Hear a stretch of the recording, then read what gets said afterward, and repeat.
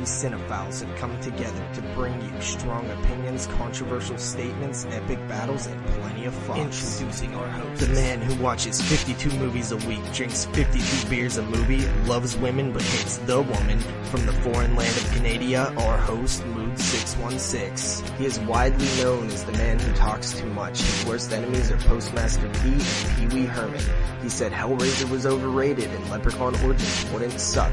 He's the full-blooded half-Mexican, JP. Finally, we have the man who doesn't talk enough. He is best friends with Sean S. Cunningham. His favorite horror movie is Gummo. He is your favorite Jew and mine, Jeremy. Together they are known for extending a helping hand to vampircons everywhere. They are the 22 shots of Moodz and horror. Yes, y'all. It's going down right now. Episode 26 of the 22 Shots of Moodz and Horror is back in effect. Yes, I am your host, Moodz 616, and I've got my other host right next to me. We've got NES Ruler 22, also known as Jeremy, and we've got Double Shot J, also known as JP. What's up, fellas? What's going on? Final Destination. Oh, man. Our first franchise show. I haven't watched these movies in years, man. It's going to be a fun season. It's going to be a fun conversation. Should be. Yeah, it's been a long time since I think the last time I watched a Final Destination film was when the last one came out, and that was 2011, I believe. That's the last time I watched them as well. I did a marathon when the fifth one came out. Yeah, I saw 3, 4, and 5 all in theaters, and that was the last time I watched them, so It's been a long time. Yeah, it was interesting revisiting the films, I gotta say. So Can't believe I was 12 and I was seeing Final Destination 3. Felt like such bad parenting, I know. And then you went to the amusement park right after, didn't you? Yep. It's in Vancouver, actually. We'll get into that. Yeah. At the P&E. So how was everyone's weeks? Exhausting, man. Ugh. So tiring. I had so much shit to do. But, I figured out my Argento paper and what I'm going to do, so that's good, so I don't have to really worry about that. Well, I still have to worry about it, but besides that, so much work, but I'm exhausted. How about you, JP? I had a crazy week. My general manager got fired, and then my supervisor got fired. So I moved up to supervisor, which is kind of okay, I guess. Does that mean more money? It does mean more money, but it also means more to deal with, more responsibility, and more headaches and stress. Yeah, it's probably just more of a headache. I know the feeling. Yeah. Being in those supervisor roles, and the money's never good enough for the headaches that you get from the fucking jobs. But Absolutely. No, that's good news, though. That's good, though, man. Someone else's good. misery is your joy, so it's always good. I mean, it's just the way the world works, right? Yeah. Yep. I didn't really... My last week was, nothing really exciting. I was working long hours because we got fucking nobody at work, so I'm working 12s a couple days of the week and shit to fill in the void. So I wasn't very happy about that, so I didn't really watch a lot of films this week besides the Final Destination films. And 12 others. No, I actually didn't watch a whole lot. I watched a couple others, but yeah, I watched the 5 Final Destination films, and it was just an odd week for me. I just so busy with a lot of things, and yeah, I'm kind of glad that we weren't doing, other type of reviews and stuff. Yeah, it's kind of got me to focus on the Final Destination films, but it was good though. It was good. Yeah, I actually watched 6 movies total this week, which is actually more than I normally watch, so it's kind of opposite with me. I watched 7. Whoa. I know, moving up. 2 of those are giallos, so it's like... I still think I watched 10 total. I think I watched 5 others, but, one of them was a short film. It was only half an hour, which was Doll Boy. So, yeah, I don't know if that really counts. That's kind of cheating, but whatever. Counts as a half. Counts as a half film. Yeah, it was a quick little watch. You're watching other short films, but you still haven't watched Treevenge, which I recommended last Christmas. Yeah, Treevenge is fucking awesome. When I completely forgot about that. I should check that out. You have to watch it by this December. How about that? Yeah, it's amazing. Yeah. Sounds cool. It sounds very interesting, so I'll definitely have to check that out. That's what you said last time. You got to remind me, man. I got a bad memory. I'm the old guy. I'm the old fart here, so memory's not so good anymore. You are pretty old. You're going to be 35, aren't you? No, I'm going to be 34 this Friday. this Friday. So yeah, about 5 days away, and I'm almost approaching my mid-30s. So yeah, that's actually very, yeah, it's making me feel real old actually. But I forgot how old you are. You are pretty old. yeah. So yeah, I guess we got some news, JP. But you can still outdrink everyone, so it's all right. It has been established that persons who have recently died have been returning to life. Hi, phone calls are pouring into the New York One newsroom as a several more I've never seen anything as shocking. Well, just hours ago, police arrested 3 obsessed movie fans who allegedly committed a series of ritualistic murders after watching last summer's blockbuster movie, The Blair Witch Project. Yeah, we have some news. Once again, I think, 4 weeks in a row that the news has been pretty lacking. There's really not, I'm like really reaching here to grab topics. First up. I know. I didn't, usually, people kind of report on certain things and stuff, and I didn't hear anything this week. Yeah, I heard something today. If you don't say it, I'll say it. Yeah. All right. So first up, we just have a little update on the Prometheus sequel. Ridley Scott says there's going to be no xenomorphs in it. So. What the fuck's xenomorphs? Are those the fucking aliens? Yes, those are the aliens. You should know That's this. interesting. I know I should know them. I watch all the fucking movies. Yeah, so, I mean, I really liked Prometheus. I thought it was cool, but I am one who didn't care that it didn't have much to do with the Alien franchise. It was like kind of a spinoff, and I know a lot of people were it seems like the people that didn't like Prometheus all were expecting an Alien film. I was super hyped for that movie. I mean, I saw that film the night I graduated high school. That was how hype I was to go see that movie. And it just... I have to rewatch it, let's just say that. So I really didn't like it the first time I watched it, so maybe I'm just being salty about it. I have to rewatch it or something. Prometheus is like a Rob Zombie film. Everybody has an opinion about it. So, that one's so mixed, too. A lot of people really do like it. A lot of people fucking hate it. What did you think?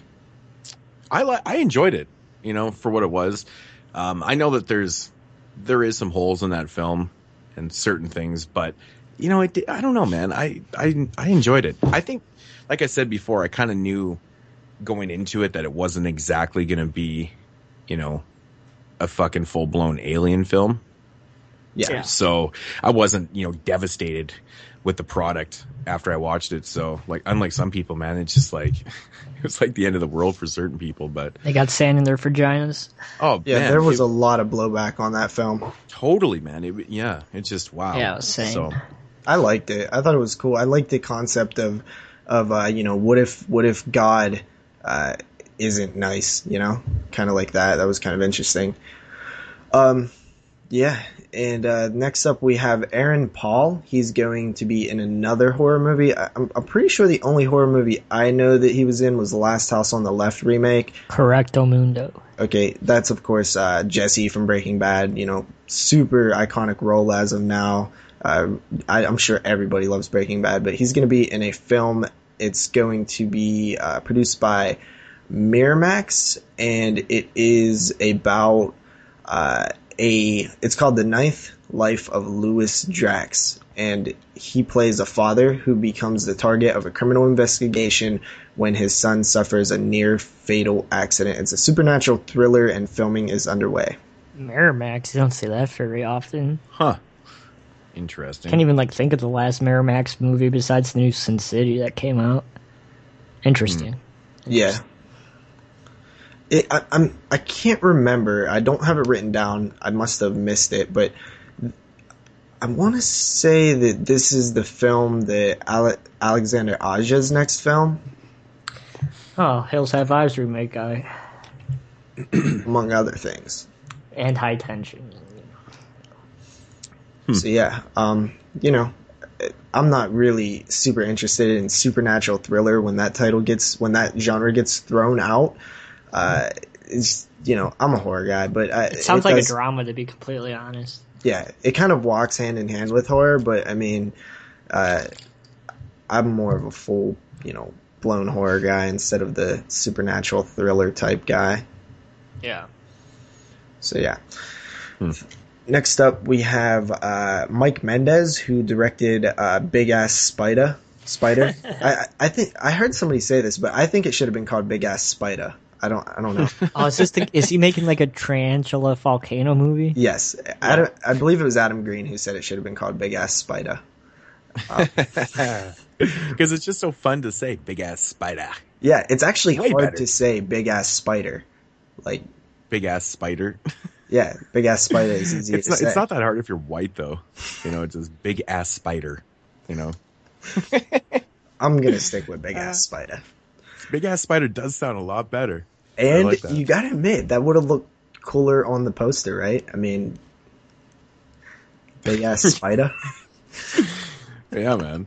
I actually still need to see that movie. Yeah, but I've actually heard, obviously these type of movies, these like sci-fi clone original films, I'm not sure if Big Ass Spider was for the Sci-Fi Channel or not, but it's one of those type of films. But I have heard that it actually is on a higher pedestal than you would normally put those films. I heard that it offered a little something more than your typical sci-fi original.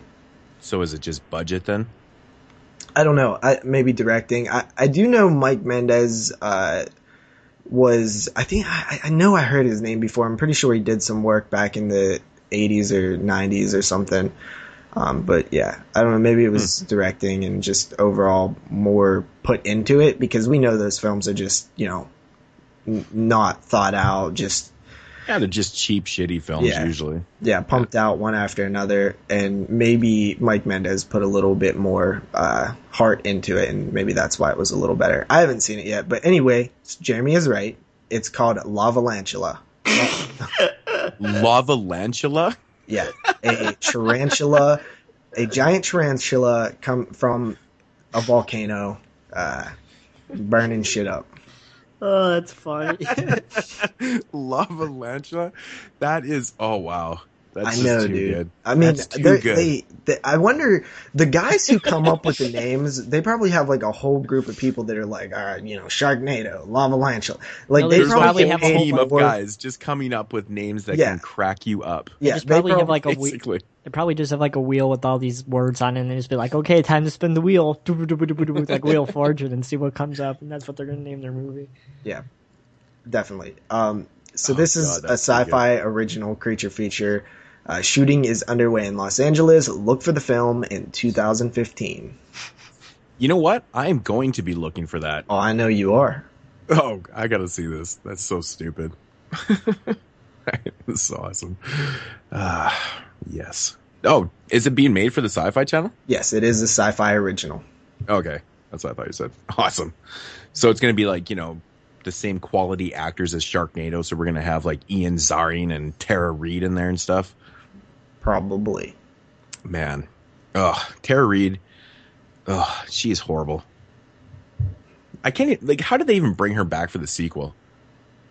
Have you guys actually seen Sharknado 2 yet? I haven't even seen Sharknado 1. Yeah, I haven't even seen Sharknado 1 either. Oh, you guys haven't seen the first I one? own it. Why the fuck would I waste my time watching that? I don't know, Jeremy, because it's Do just you own fun. it?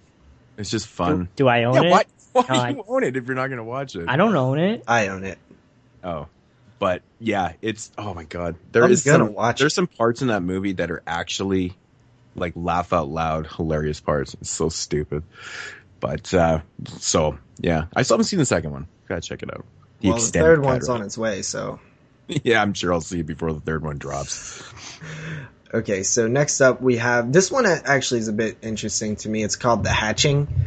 And this is about some teenage boarding school buddies who break out of their dorms one night and go steal some crocodile eggs in a nearby zoo.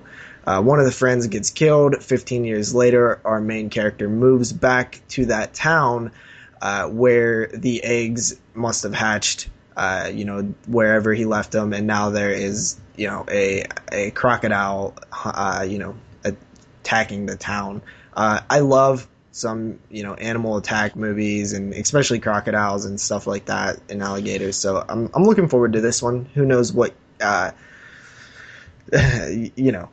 if it's going to be good or if it's just going to be like another sci-fi type movie. There hasn't been... What was the last really good, like, croc/alligator film that actually came out? It's been a while since one's actually come out. from Australia. Prey, Oh, I think. Rogue? No, Rogue. That was it. Yeah. Rogue? I think that one was pretty good. You know, to be honest, Rogue was actually pretty good. Yeah, I have to say, like, I was pretty impressed with the the Croc, even though it was CGI, but it looked pretty good. Yeah, there was also one from Toby Hooper, right? Back in the 2000s. Yeah, I'm talking about like the most recent one. Yeah, that one actually came out in 2000, I think. It's old. There's a good one, another Australian one, Dark Water or Dark something. Yeah, Blackwater, something like that. Blackwater. I thought that one was pretty alright. Yeah, actually, I have that movie too. It's yeah, man. Oh, you didn't like idea it? of that film? No, it's good. It's good. Just the idea would be devastating. Oh yeah, it's so terrible to be stuck in like that the situation. Reef. It is exactly like the Reef with a Croc. Yeah, Dark Waters. Yeah, You're talking about the two people that are stranded out in the middle of the ocean. Yeah, well, they're kind of caught like in the It's like it's in Australia, right? It's like so they're stuck in like the marshland or something. Did they make a fucking sequel to that movie? I don't think so. Really? I don't I think so. swore they made a Dark Waters too. I'm just so surprised though with all these sci-fi films that have been coming out, these shark films and whatnot, these tarantula Kano films and shit. I'm surprised that more crocodile films haven't been coming out because I mean, if you look at the history of horror, there's tons of them actually, but not so many recently. It's interesting. Yeah, I'm actually pretty sure that this hatching film isn't a sci-fi film. This is actually just like a killer crocodile film. So that gives me hope, The quality of it is either going to be solid or like sci-fi style, and I'm hoping for solid. Yeah. Cool. Yes. Yeah, that piques my interest, man, because like I said, it's been a while since I've seen one, so yeah, and also awesome they did release posters for it, two one sheets, and the posters look good. They don't look like sci-fi-ish. So I do like the title too, The Hatching. Yeah, it's cool. Yep. So next up we have the film The Keep. There is a man trying to make a documentary about the making of, and I believe he got funding now, so he's going to be making it. He said with the director's cut of Nightbreed, it inspired him, and ideally he would love to see this documentary released alongside a proper release of The Keep. Yeah, I mean, seriously, when is that movie actually going to come out? I was thinking the same thing. Well, Paramount owns the rights, so we all know Paramount and how they love horror. Mm-hmm. Yeah, totally. It's interesting that, Michael Mann being such a huge director now that this film does not have a release. Like, what is the story with it? I mean, it's even on, I know it's on American Netflix and stuff. Can only get it on Laserdisc and VHS, man. Yep. Yeah, it's odd that it's on Netflix and stuff, and it just doesn't have an official DVD release or Blu-ray release. But I don't know. I always thought that was interesting. Have you guys ever seen The Keep before? I have not. I have not either. It's a weird film. It's different. Yeah, it's hard for me to see things that aren't on DVD because I don't like to stream that much, and I don't like to rent that much. And I don't buy many VHSs unless I see them somewhere. If I seen a copy of The Keep at a Goodwill or something, I would definitely grab it because I still have a VHS player.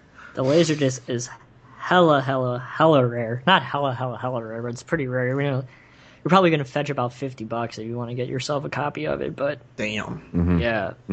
It's sought after though. It's in demand. It always sells for $40-$50 whenever it pops up. But yeah, like I said, JP, if you're ever in the mood for streaming one day, it is on American Netflix, so I've seen it on there.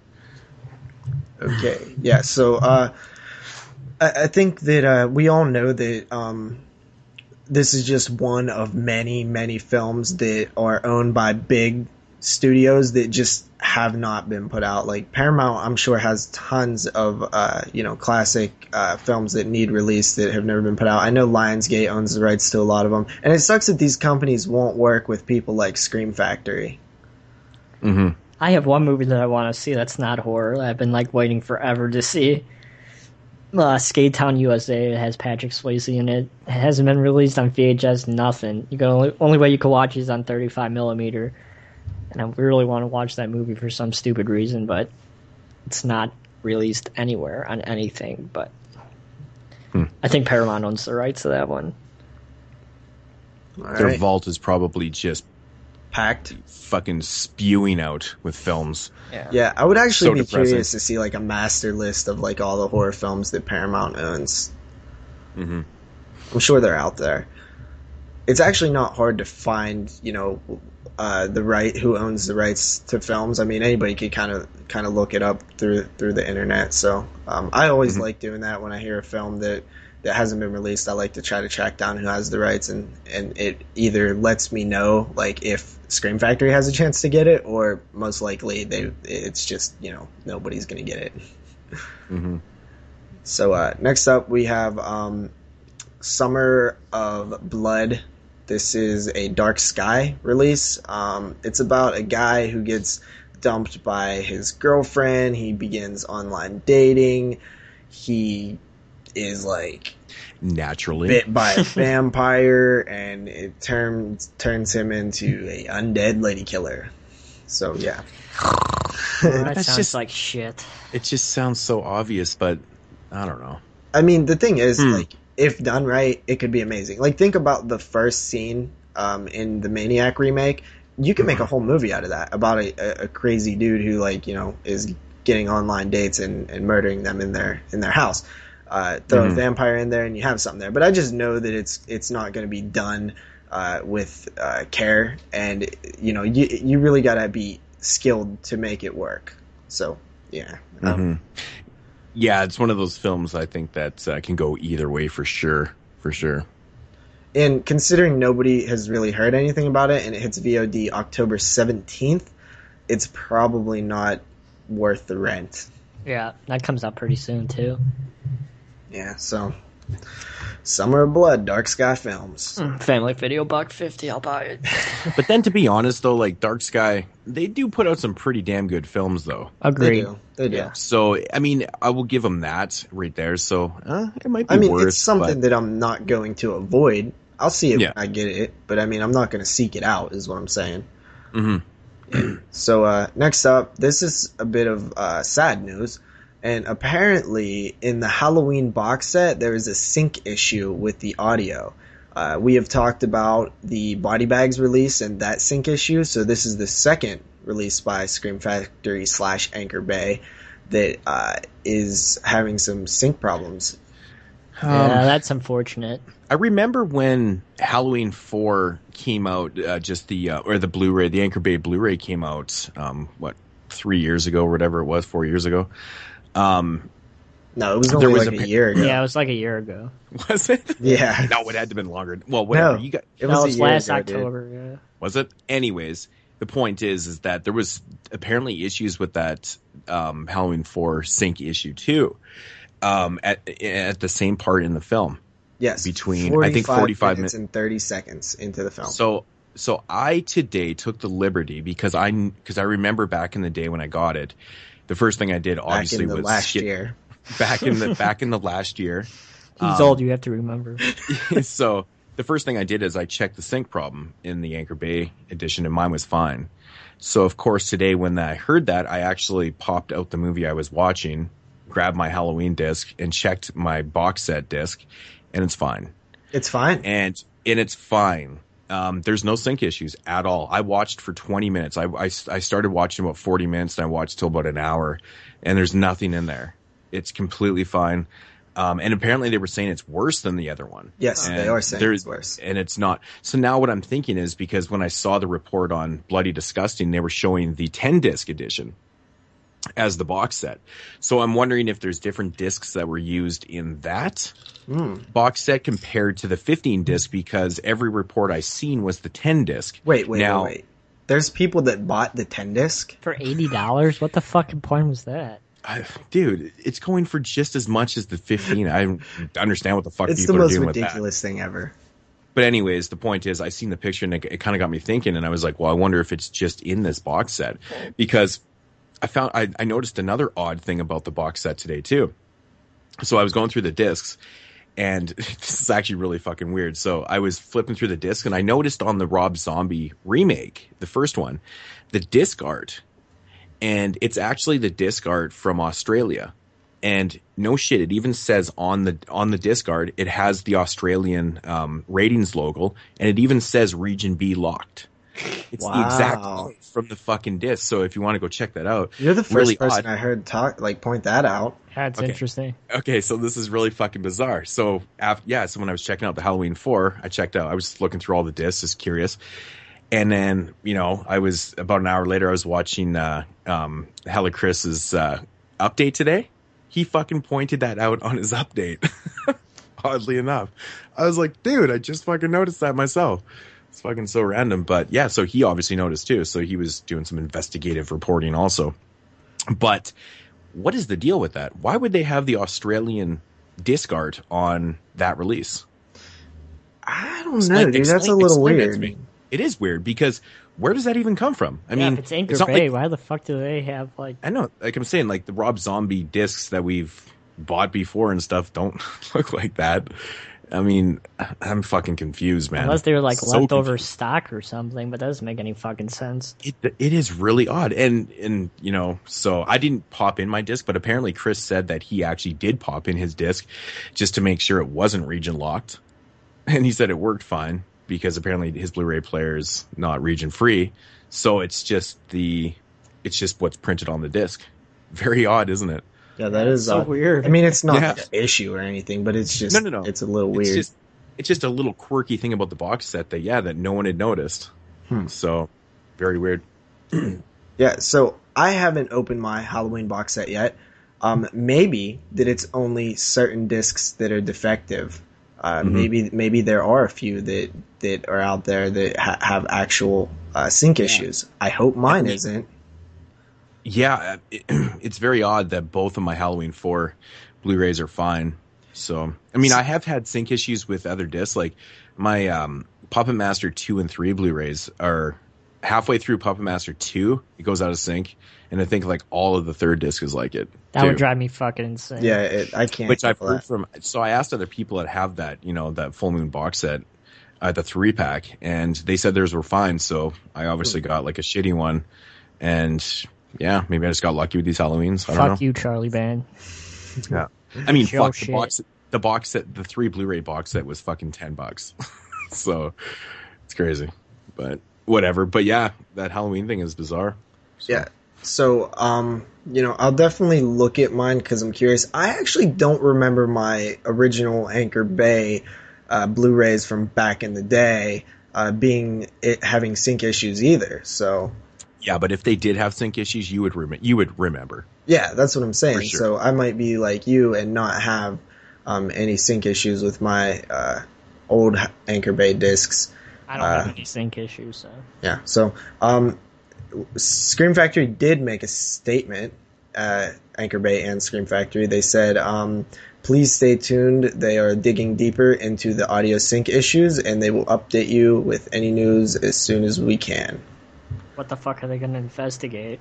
To see if there's any discs. I would assume if it's not... Because if it was every disc, they should have caught it. So obviously it's not every disc if they're digging deeper into it. So they're probably, cycling through discs to see if they can figure out if it's real or not.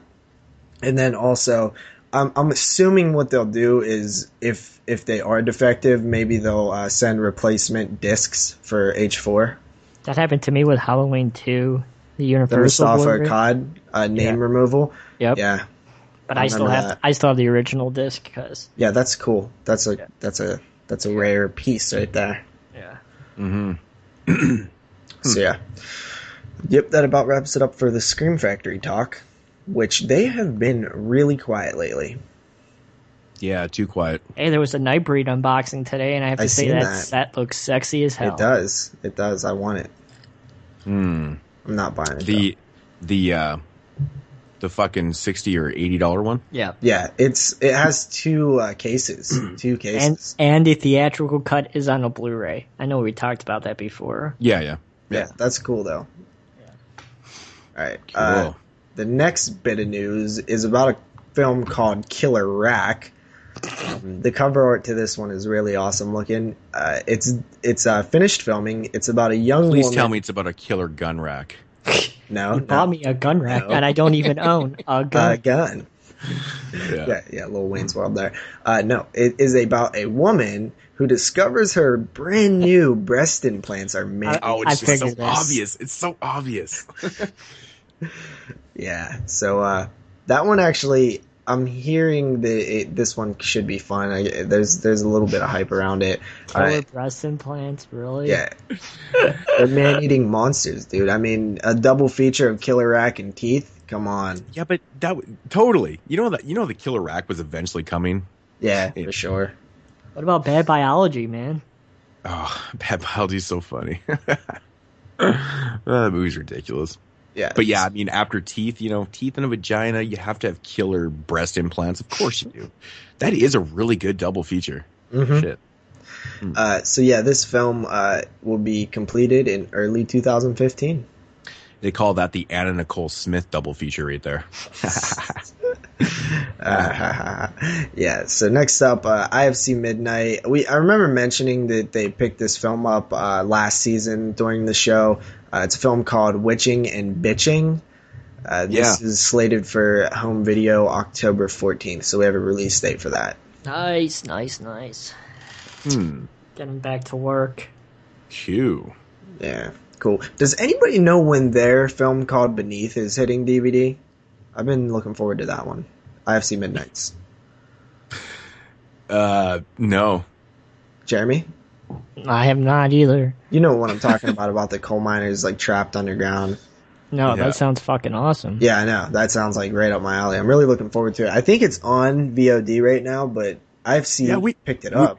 We talked about this last season. And remember we got on the subject of like, how can this awesome concept have such a shitty name? Yeah.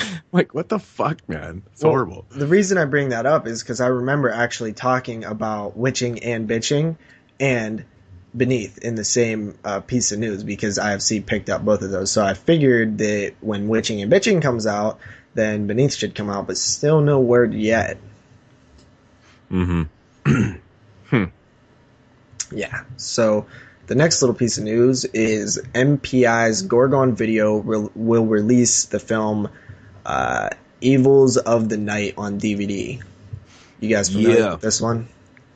No, I'm not. The film I'm not familiar with, but I know the company, and I know it's like an obscure 80s flick, so... Yeah, it actually sounds giddy pretty up. cool. I like these obscure 80s ones out there.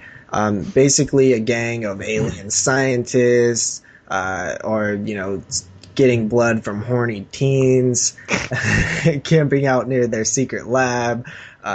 It has veteran Hollywood adult film actresses in it. Who are they? Amber Lynn and Crystal Breeze. Oh, Amber Lynn's in that movie? Nice. Sounds pretty crazy, and it's from 1985, so should be fun. I'll probably grab this one. It comes out on DVD October 14th, 2014. Yeah, I think the pre-orders are up on Diabolic DVD, and they're cheap too. I think they're only like $14 for it, so It is pretty cheap. that's a pretty decent price for that. So, yeah. Yeah, I mean, the plot of this film sounds like it can only come from the 80s anyway. Yeah, that's why we all love the 80s. We sure do. Next up, we have, I believe this is actually the last piece of news. The latest Possession film, Speak No Evil, arrives on DVD, digital HD, and on demand December 2nd from Lionsgate Home Entertainment. After all the children in the town become possessed by a demon, one woman will do whatever it takes to save her daughter. It sounds like everything else. Fucking kill me now. It sounds like everything else. Why many more Possession films there has to fucking be, man? Seriously. Can't they just, go away?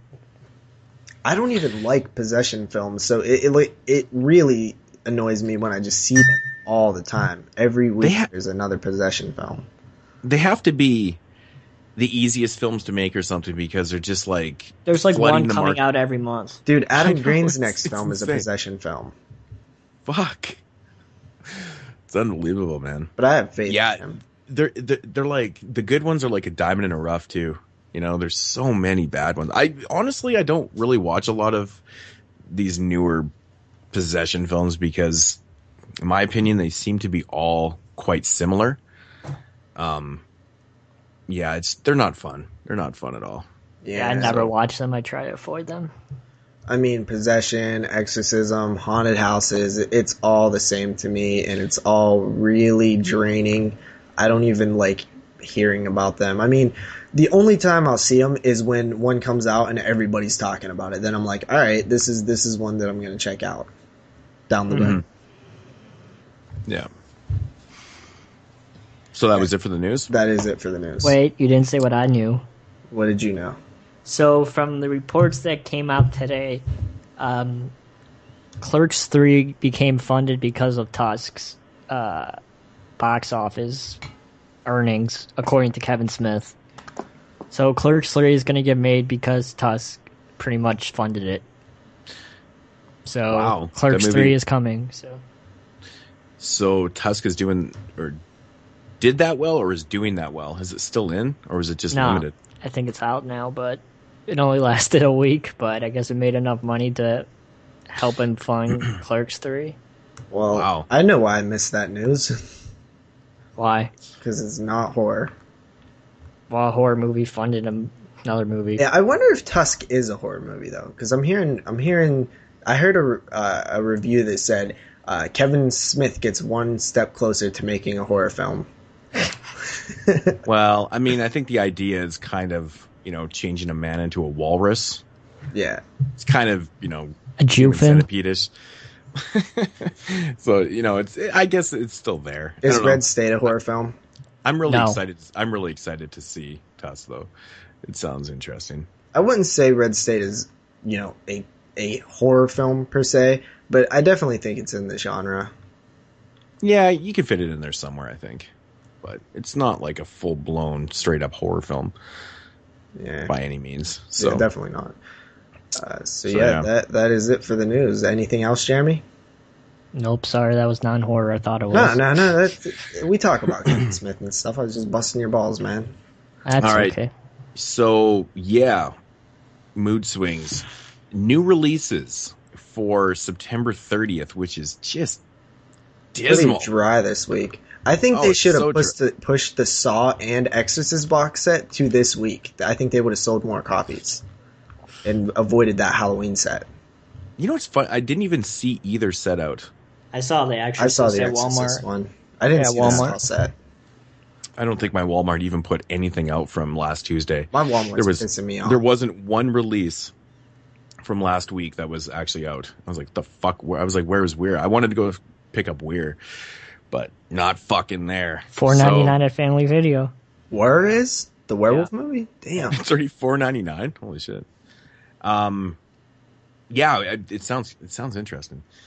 September 30th releases. So we've got, which I made a joke about last week. Of course, the first one on this list here is the Paranormal Diaries.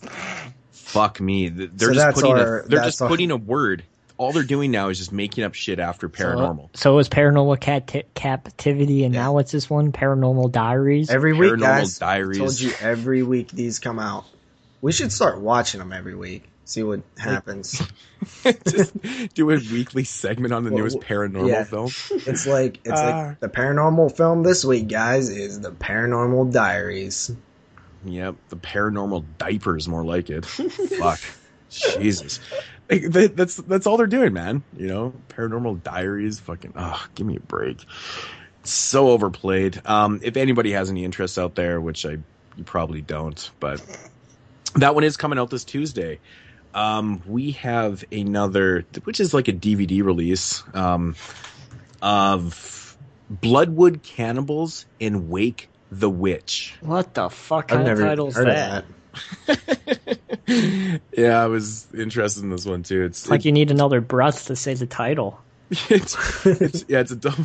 That was a good one. Bloodwood Cannibals and Wake the Witch, of course.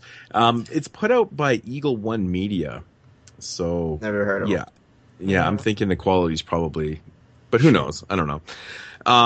So if anyone's interested in that, then we've got Gremlins, the 30th anniversary Diamond Edition Blu-ray. Diamond Lux Edition, yes. What's the difference on this? Is this 4K? That's the only thing I would assume would be different. Is it 4K? It's funny. It actually doesn't say anywhere if it is. So I'm assuming it probably is, but no. But yeah, so if anyone wants to pick up Gremlins, the Diamond Lux edition, 30th anniversary. Holy fuck. I would consider it, considering I've not picked up the first Blu-ray that they released. I mean, if I seen it for cheap, I would grab it. It is my favorite Christmas horror movie. So I see that original Gremlins Blu-ray in the dump in at Walmart all the time. $7.88. Yep. Yeah. Next up, we've got Leprechaun Origins on Blu-ray and DVD. Heard nothing but shit about this one. Oh my god. I'm saving it for the show. Yeah. So, which oddly enough, they released this, and then of course, the box set comes out too. I saw it today at Walmart. I was going to buy it. It was out a day early. Yeah, it was when you said that you seen it, I was like, that's interesting. But yeah, so the complete collection Leprechaun, which I seen an overview. I was watching a video the other day and I seen an overview of it, and it's just so fucking generic though. It is generic, but there are special features, which I wasn't even expecting. From the reviews that I've read, I heard Leprechaun 4 looks the best, which blew my fucking mind. Well, that film needs the help, so it makes sense. So yeah, I think the only Leprechaun film from the DVD releases that had special features was Back to the Hood, and I think those are on there. There's a bunch of new features and stuff, but of course there's barely any features for the first film. There's 2 commentaries, right? I meant like featurettes or anything. Like there's nothing. No, I think is there not? There might be a couple commentaries, but I don't think there's like any like major special features for the first film, which is disappointing, And it was funny because the guy that was doing the unboxing for it, he said something on the lines of, maybe it has something to do with they just couldn't clear it with Jennifer Aniston and stuff. Oh, actually, there is a making of featurette on Leprechaun 1 and 2. It's both films? Yeah, on disc 1 there's a featurette that features making ofs of Leprechaun 1 and 2, and then the same thing, there's a featurette on disc 2 featuring Leprechaun 3 and 4. That's interesting. So there's like a little mini featurette for like 2 films. Well, I think it's just like because both films are on one disc, so I bet you it's like broken up. Yeah. Yeah.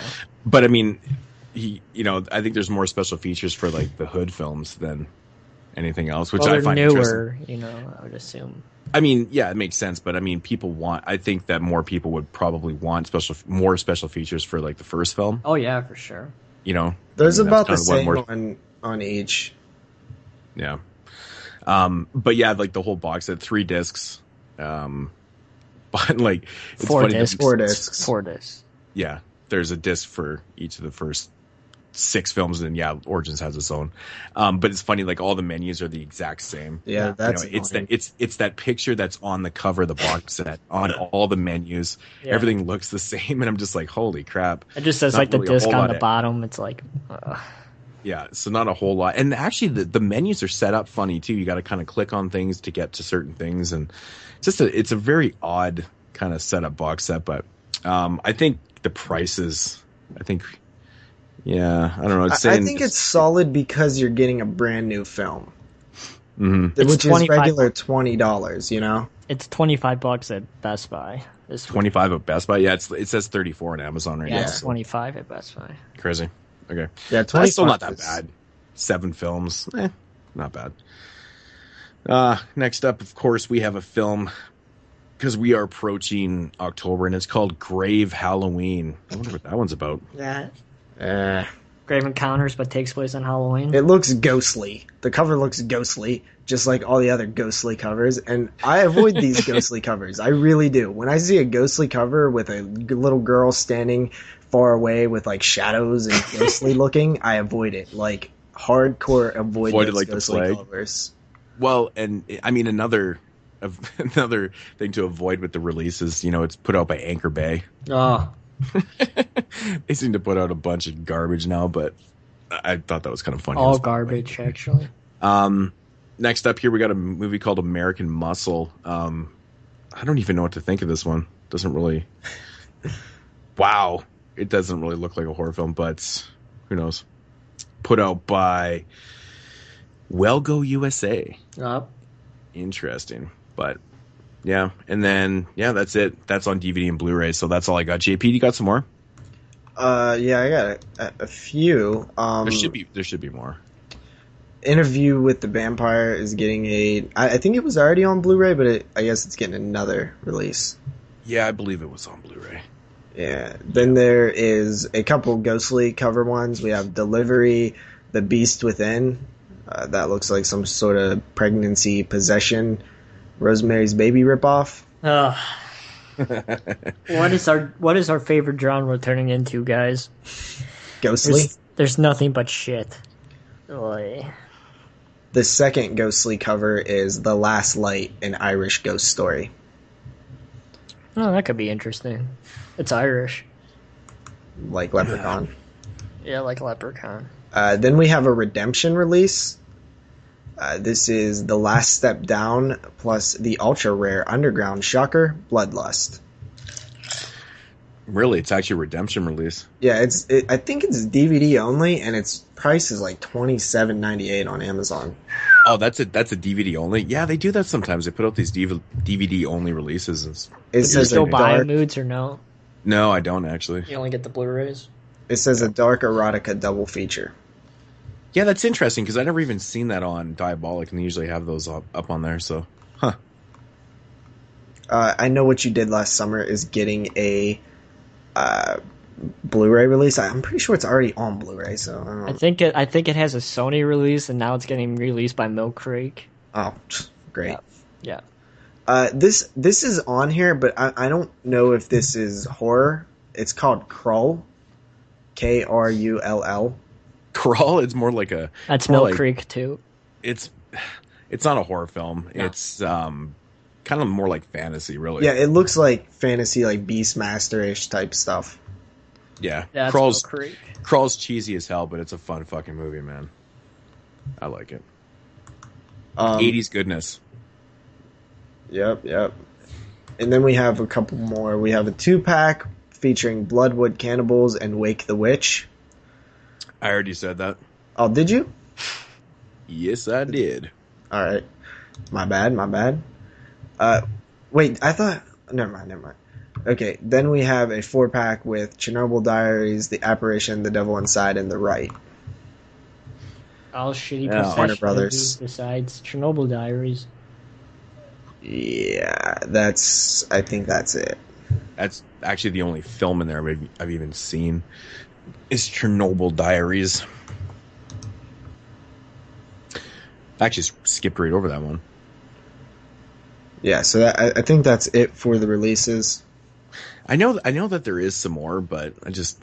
Oh, there actually is, and I'm blanking on it. It's Killer Fish. I forget who's putting it out.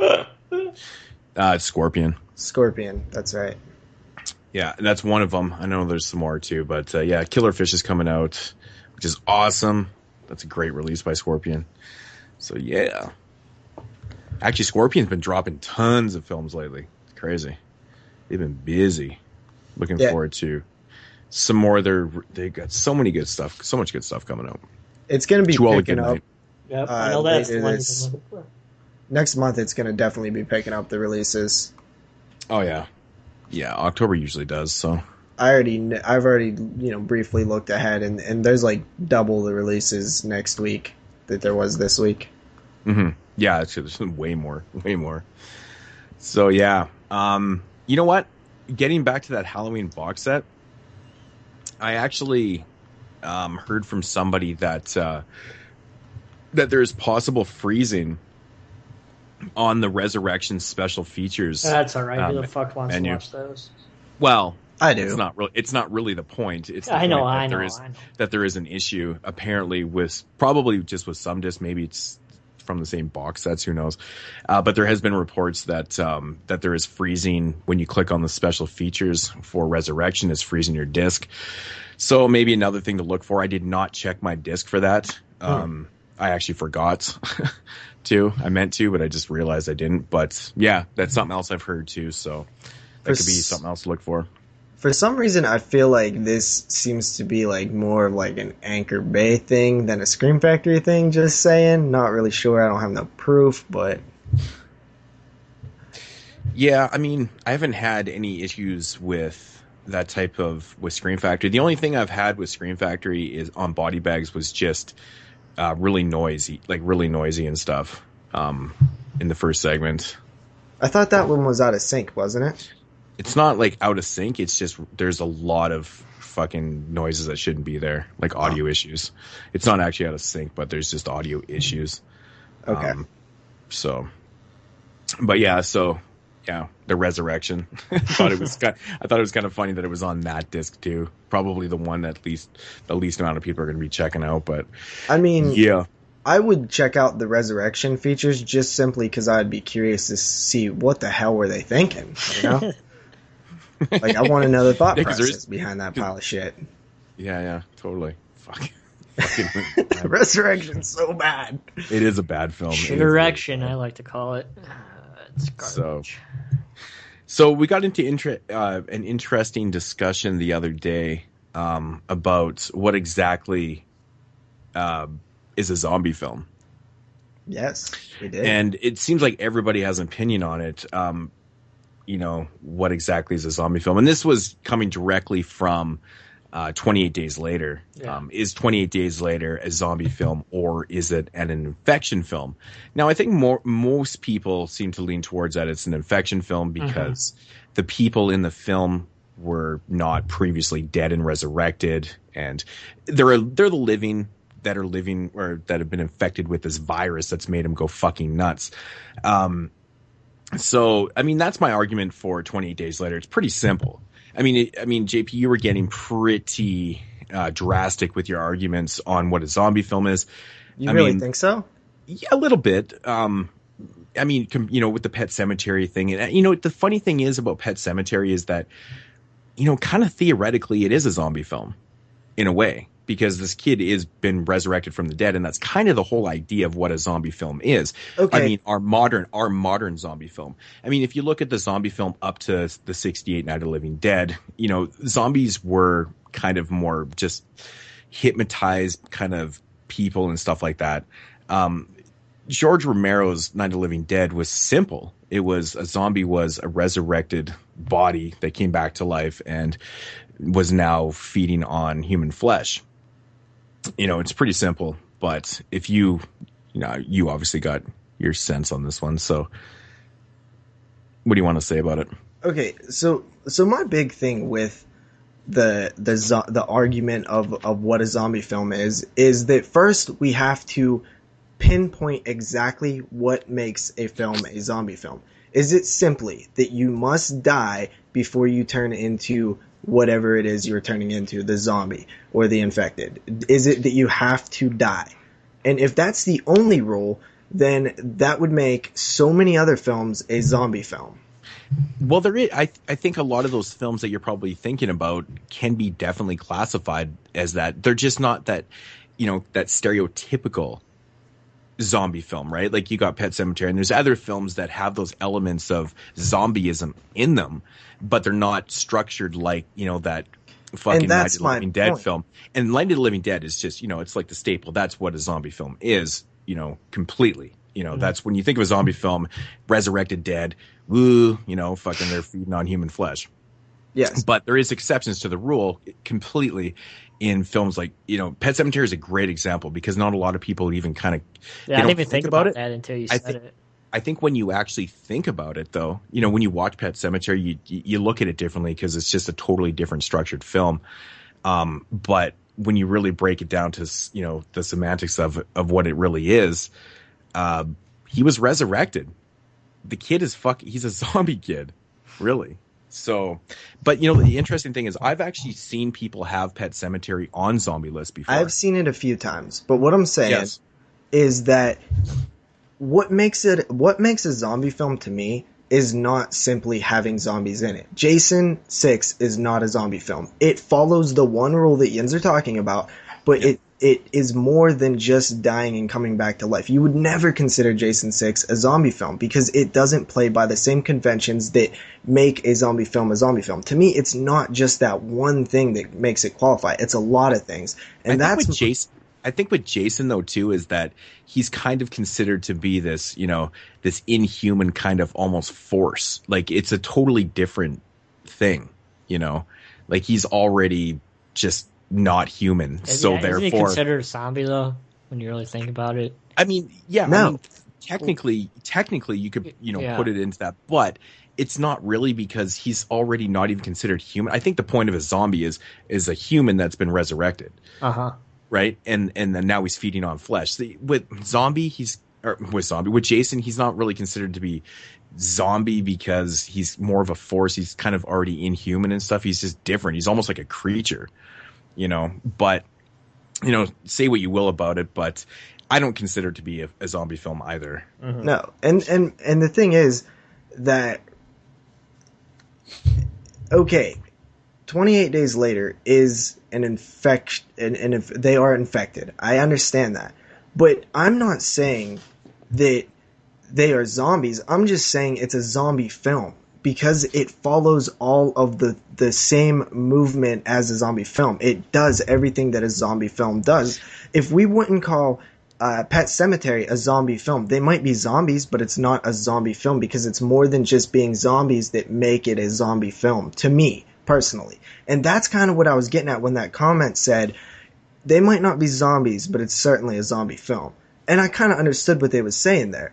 Technically, it's not, but I totally feel like it is. I see where you're coming from, though. I have a hard time with saying that, though, because the way I look at it is that zombie films are a subgenre of horror films, like zombie films.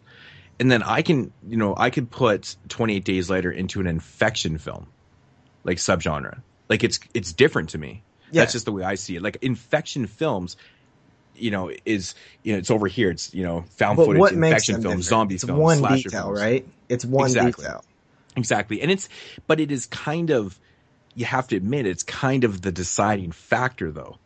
I mean, the way the rule is now that George A. Romero came up with is that this fucking humans that are resurrected, that's the zombie. That's just what it is now. One of the things that I was going to say, though, is I know that there are examples out there. I just couldn't reference anything when I was making this argument, so I will come back if I ever find one of the examples. But I know there are examples when people have not been killed and they turn into zombies. They have not been dead, and it's in a zombie film. So, yeah, I don't know. Yeah, I don't know. So I'm almost certain that I remember seeing this happen. I would have to find it, and if I ever find it, I'll bring it up. But my argument, I still stand by that it might not be, you know, zombies. I understand what you're saying, that, you know, it's kind of the deciding factor. But I think that when we break down, you know, subgenre, then sub-subgenre, then sub-subgenre, you would never say it's a, you know, slasher / you know, vampire movie or whatever. You know, they're so far away. I mean, there could be a vampire that's also a slasher, but what I'm saying is, like, they're so far away. Everybody lumps infected and zombies together because they are so close that it's literally one detail that separates them. So I think in the overall picture, when you simplify things, it's the same genre. Yeah, I remember watching this interesting, I think it was a VHS documentary I was watching one time. And I think it was just kind of talking about like how, you know, collectors are kind of very obsessive compulsive with the way they sort things and, you know, the way they just do things with their collections, right? Yeah, I think that's adjust your tracking. It is adjust your tracking. So I think you know what I'm talking about here. And yeah, there was this interesting guy that they were interviewing, and he's got this pretty large VHS collection. And the way he separated his collection was into all these like subgenres that he kind of almost made up himself. Like there's films that we would lump into like a major subgenre, but he had it over here as like this little one and stuff like that. And I thought that was really quite intriguing how he did it. And he knew where all his films were in his collection. Yeah. And see, I'm kind of the same way, like with 28 Days Later, like I think of as infection films as like a totally different thing. But that's it's just not the way that different. It isn't that different, but it still kind of is. Like if I was getting real technical with my collection and stuff, and I was separating like slasher films, and then I like a supernatural slasher, this guy would have his supernatural slashers over here. He wouldn't have superstition with fucking Hatchet. Kind of thing, I totally agree. As horror fans, we break down things to the fullest ability possible. I mean, we have sub genres, and I'm totally down with that. But I'm just saying, essentially, they're the same fucking thing. It's just one detail that separates them. And was Brain Dead? Does everybody die before they're zombified in Brain Dead? Is that the movie I'm thinking of? The Peter Jackson movie? Like the Peter Jackson film? Yes. Yeah. Yeah. You're sure? They're zombies, yeah. They die. Yeah. Okay. So yeah, but also let's look at it like this. Okay, there's voodoo zombies, right? And then there's the Romero zombies. And then in my opinion, there's infected zombies. They might, voodoo zombies are not dead, right? They're still zombies though, right? You'd never say they're not zombies. They're not dead though. So why can't infected be zombies too? Well, yeah, I'm not saying that they can't be. That kind of goes back to like what an old, pre-1968 zombie was. That voodoo type and this is hypnotic 2002 zombie or whenever 28 Days Later came out. You think 28 Days Later was like, the first of like that type of infectious zombie film? I don't, but I'm saying, No, I'm actually asking a question because that's kind of the film that I kind of always... It might be, actually. That's like the one everyone talks about, too. Yeah, I think it's because it is a little more famous and stuff, but I'm just wondering if there is another good example of a film that people lump into a zombie subgenre that is just an infection film that came out before 28 Days Later. I mean, what are some other infection films, though? I don't know. I know people who get infections and die. They don't like... Yeah, I mean, who's this? I mean, I guess 28 Days Later is the one case because the director came out and said, like, they don't die, they just transfer, into a rage virus. But who's to say that in other infection films, like, they don't die before they turn? Is 28 Days Later the only infection film? No, there's got to be more. I honestly can't think of anything off the top of my head, but there definitely is more. Yeah, but what I'm saying is, unless it specifically says, like, they don't die before they turn infected, then how would we ever know? Well, I don't think it's turning infected. I think when you get infected with a virus, it's just, it is what it is. It's like getting a cold, right? But zombies are like that also, right? I mean, like let's think. I mean, the space radiation in Night of the Living Dead. There's an Experiment in Reanimator. The toxic waste in Redneck Zombies. The alien slugs in Night of the Creeps. I mean, there's so many different ways of getting infected with something and transforming into a zombie, right? Mm-hmm. Or the Night of the Creeps. Are those zombies? Not technically, no. Technically, no. How do you know? What if the alien slug does kill them and then controls their body? Well, but the thing is, I mean, you would have to assume from what you see, it's not actually stated that these people are dying; they're just being infected with something. Hence that fucking little thing. Yeah, I mean, I really try to keep it simple. It's like the dead get resurrected. That's what a zombie is. Okay, right? If you're living, Outpost. You get infected with Outpost. Nazi zombie ghosts. See, I think it's a different... Are those zombies? Those aren't zombies. I think it's a different subgenre, totally. It's like... Those are fucking zombies. But they're fucking ghosts. Yeah, they're ghosts too, but they're also zombies. Yeah, I guess. Dead snow. But it's almost like creating a different subgenre, though. It's like, they're a fucking ghost zombie. Frankenstein's Army's like that, isn't it, Moodz? I'm just saying. Frankenstein's Army. 28 Days Later is essentially a zombie film. The only thing that's keeping it plays by the same formula. It's just that one detail. But if you didn't know that they didn't die, you would say it's a zombie film. There's no way that you didn't. I thought 28 Weeks Later was way more than a zombie film than an infected film. Was it? Did they die before they turned? No, but they're fucking a lot more zombie-like than 28 Days Later. Yeah. Maybe the virus has just got worse. I mean, Resident Evil is a good example in the games. They are definitely zombies, but you know, you get infected with a virus and then your skin starts falling off. And I guess there's some point where your, you know, lifeline ends and then you turn animated, but you start turning zombie before you're even dead. So, I mean, it's not like we have to decide exactly what it is. I'm just saying, like, if I was organizing my collection, I would have an infection area. You know, do you have an infection area? No, because I have my shit in alphabetical order because it's just easier for me. So do I. But I'm just saying, if I if I ever broke down one day, it would take me fucking weeks to do this. Yes.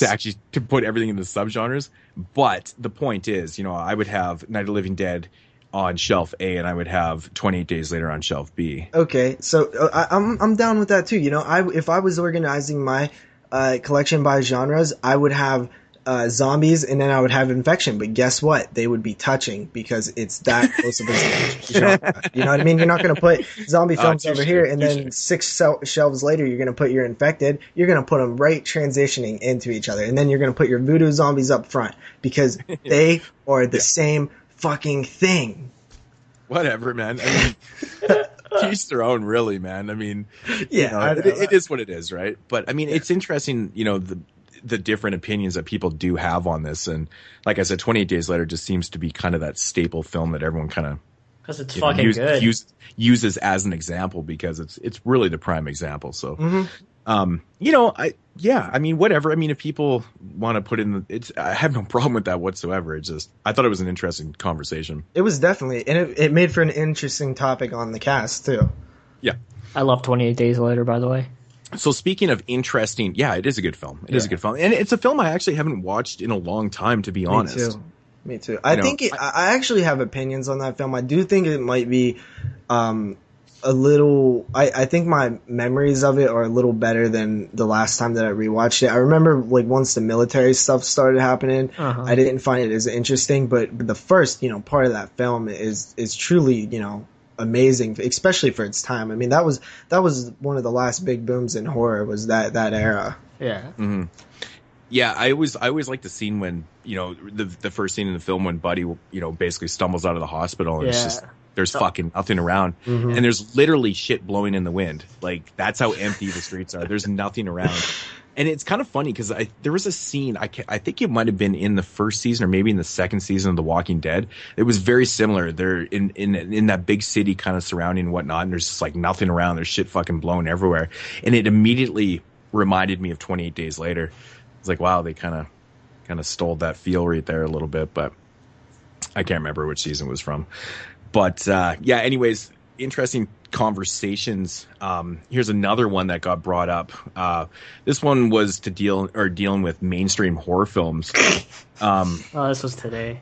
Yeah, I mean, you know, everybody has their opinions on mainstream horror films, and you know, I will agree. Like, in the past, I've had, you know, my issues with a lot, and it's not because they are mainstream; it's because they're shitty. Yeah, they're just plain and simple. They're just there not are good, you know. so. There's definitely good ones, and that's the thing. There is good mainstream horror films. Totally, there is probably more shitty ones. Like, there's a lot that I've really not liked, but you know, the thing is, though, I think people need to kind of like just take it for what it is, man. You know, if you're gonna just see the film before you judge it, you know.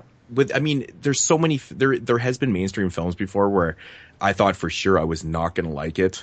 And, you know, I might even have been that person, too, to have been like, oh, that's going to be shit, you know, blah, blah, blah. And then watched it and it turned out to be pretty good. I think the point is that people are just judging mainstream horror films and lumping them into categories. They're all jump scares. They're all this. They're all that. You know, they are getting a really, really fucking bad rap now because it is kind of saturated with a lot of shitty ones. But I'm just saying, you know, possession films and stuff. Yeah, you know, but I think some of them need to be given a fair shot. And, you know, that's just my opinion. I mean, I've really gotten to the point where, you know, I'm not going to voice opinion about, you know, a trailer or, you know, just thoughts if I haven't seen the film, because you have nothing to go on. But plus, you know, I'm not going to say anything about a trailer because I simply do not fucking watch trailers. I'm done too. I'm done with trailers. So therefore, and it was just interesting hearing the comments that were, you know, pointed and directed at the new Annabelle film. And I was like, well, fuck, man. Like, who knows? Like, who really fucking knows? Like, has anyone seen it? Not one fucking person has seen the film. And it's like, holy shit. It's like, it already sounded like it was the worst thing since, Beneath the Mississippi. Said earlier. I love that line, by the way. That was awesome. Made me laugh on the train today. So, funny. There's a few things with this, things that bug me about horror fans sometimes. And one of it is thinking that all this stuff is new. This stuff that's happening. Like Jeremy mentioned the teeny boppers in the crowd. Like, that's always been around. Guess what? Jump scares have been around forever. That is part of the genre.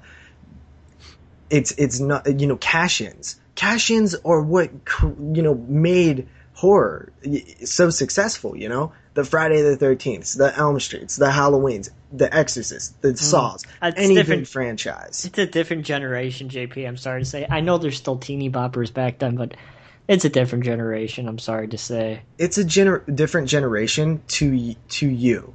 Yes, it's always going to be a different generation. Just like when you was a kid, the people that was older than you said the same damn thing about you. It's the typical, parents don't like your music thing. There's always going to be a disconnect and difference between the generations, but it's always the same issue. Those kids in there now are the same as the kids that have been there before. They might be a little different. Maybe some things have changed, but it's still the same problem, the same situation. It's not like this hasn't been happening forever. And it really bugs me when people just act like how different the genre is now. It's not that different. Yeah, I agree. I see anything mainstream, obviously, from the way that I've talked, but jump scares, come on, guys. Jump scares are always in horror movies. The cat jumping out of the closet.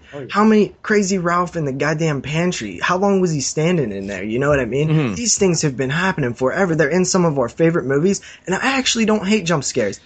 I really don't hate them. I honestly think it's just an excuse to really bitch about mainstream films. Just like, oh, this is what they're all about. I understand that some of these mainstream films, they kind of overuse it sometimes. I mean, there's a time and a place to use them and stuff, but sometimes it is overused. But at the same time, like you said, it's been a part of many, many films that we've liked over the years. Look at and stuff fucking... like that. So I think it's just basically an excuse to be like, oh, fucking mainstream. Fucking jump scares and, just it's shit. Look at Slumber Party Massacre. That whole movie is just jump scares. Like, next time you watch it, pay attention. All it is jump scares. Mm-hmm. It's like fun. And guess what? Everybody loves, or at least, people love Slumber Party Massacre. Mm-hmm. I think the difference, though, is the quality of the films, though, too. I think people kind of respect those older type cheesy... Because I think what's going on here in the mainstream, some of the ideas of the films aren't necessarily the greatest because they've been overused a lot, especially in possession type films and whatnot. But and it's no different than what it's been back then. Slashers. Yep, they were just copies of each other. But we love them because we look back fondly on them. But guess what? At the time, people were saying, oh God, another Friday the 13th. Yeah, there was, who wasn't saying that though? The teenagers who were in there watching those Friday the 13th, making that film money so there could be another one. All the people our age back then, guess what? They weren't watching. They were saying, oh, another Friday the 13th. Oh, another Elm Street. This shit's played out. It's a cycle. It happens every year, every generation. And I love the cycle. I love seeing any young person in horror films, in the theater watching horror films, because it lets me know that the genre is still doing what it did when I was a kid. It's getting people excited. It's getting they might be mainstream crap movies sometimes that people get in there and then they make money and then they make more of them and, we don't necessarily like them, but it's still, you know what? There's kids in there who do, and there's kids in there that went and seen Insidious, and that's going to be their first horror film that they seen that really scared them, just like me with Scream or whatever. I love this stuff, man. This is why I love the genre. Man, you're really passionate about the subject, JP. I'm passionate about horror because it literally molded me into who I am. Staying up, staying home, my babysitter was the VCR when I was a kid. I consistently just sat there watching Elm Street after Elm Street, Friday the 13th after Friday the 13th, just loving this stuff, being obsessed with it. So I think one of the biggest issues with, mainstream horror films, and, is the simple fact of, maybe it's probably the lack of originality in films. I mean, I think back in the 80s, JP, you brought up that, with the, a new Friday film every year and stuff like that, but there was still a lot of type of new films coming out and stuff like that. I think a lot of the mainstream films that we're getting, because we're not getting as many anymore, and some of the ideas are being rehashed. And I think it's just really giving a legitimate reason for people to just automatically assume it's going to be shit, because there has been ideas that have been recycled so much that it's just, I think it's giving people a headache, and they really want to see something new. And I don't think that they're fully hating on mainstream. I think people want to go see films at the cinema and whatnot and stuff, but they want to see, maybe something a little different. So everything that does come out, like they see Annabelle and they're like, fuck, it's a fucking prequel, okay. There's a few things I want to touch on there. One, I do admit there is a problem in Hollywood. Yes, they do use marketing research way too much to mold their films and produce their films. Yes, there definitely is a problem there, and I'm well aware of it, and I definitely admit it. But what I'm saying is everybody complained. Another Saw, another Paranormal Activity, another remake. And then Annabelle comes out, which is a spin-off. It's not a prequel, it's a spin-off.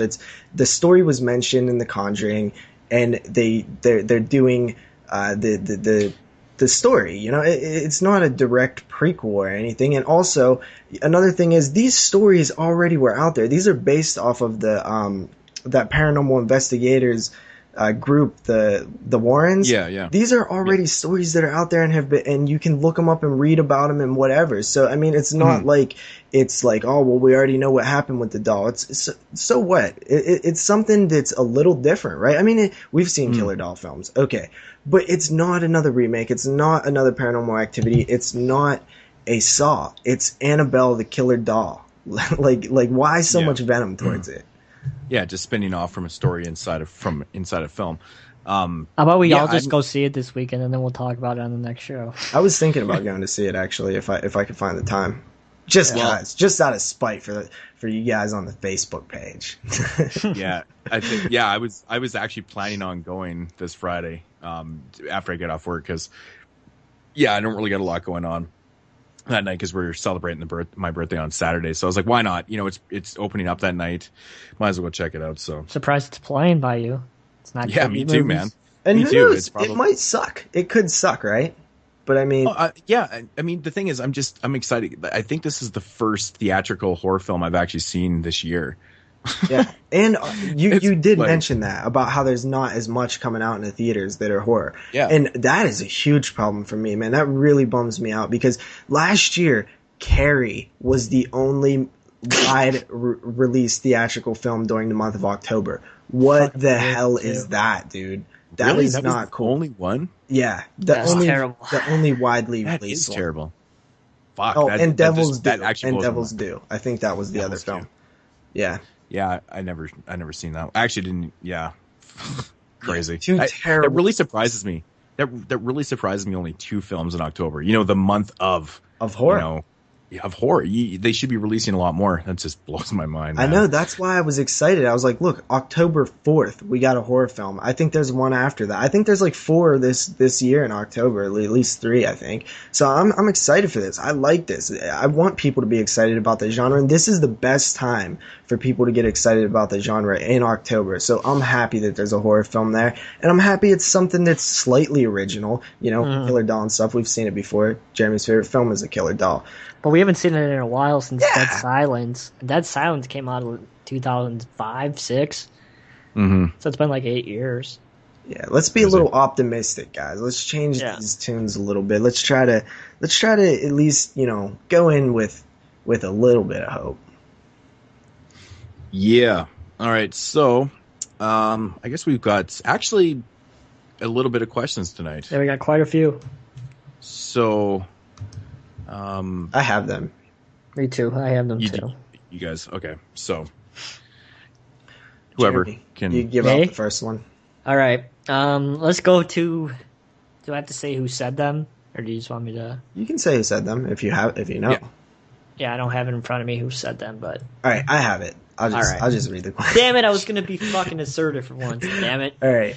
Wes Craven, he asks us, what found footage movie would you like to see reshot as a regular film? And the second question is, what regular style horror movie do you think would be good reshot as a found footage film? Yeah. Jeremy. Found footage film that I want to see reshot into a regular film. Wreck for sure. I would love to see that film as just a regular steady cam to see people go insane in this building and stuff like that. It's interesting. I didn't even think of that film. That would be the second remake of Wreck, though. I wonder if they would be considered infected. Yeah, I guess they would be considered infected. I didn't think about that until now. But in the first film, right? Because it's a rabies virus or whatever. Yeah. I've only seen Quarantine, so I don't know. You haven't seen Quarantine? No, I've only seen Quarantine. I haven't seen any of the Wreck films. You should get them. I know. I really want to. I wouldn't mind doing a show on them all four once the fourth one's out. Yeah, I'd be down for that. Horror film to be shot in a found. I would like to see a Saw movie in found footage. I think it'd be fun. How the hell would that work? I don't know. Just fucking come up with a game that you have to fucking video record everything that's going on or something. I don't know. It wouldn't surprise me. That's interesting. I don't know. I just thought it'd be fun. Yeah. So what did I have here? I had found footage shot as a regular film. I said The Bay. Oh, yeah. Yeah, I think The Bay could work really well as one. Yeah. Regular film shot as a found footage film, I actually put none. I simply said nothing. I couldn't think of one either. That's why I said Saw, because it's like, oh, that would be cool. I was racking my brain over this, and then I was like, seriously? I think it works better the other way. Like, redoing a film like The Bay as a regular shot film. I don't know. I put nothing. I guess it's kind of a cop out, but I really was thinking, I was like, no, that wouldn't work as a found footage. That wouldn't work as a found footage. I couldn't actually find a really good example that I really wanted to see shot as a found footage. So I just said fucking nothing. Yeah. Okay. So, my film that I picked was actually just the one that I remembered watching and being like, this didn't need to be found footage, and that was Welcome to the Jungle. It's the most recent one where I said that, so that's the one I went with. That film would have worked much better as just a regular standard style film about cannibals in a jungle. Mm-hmm. Yeah.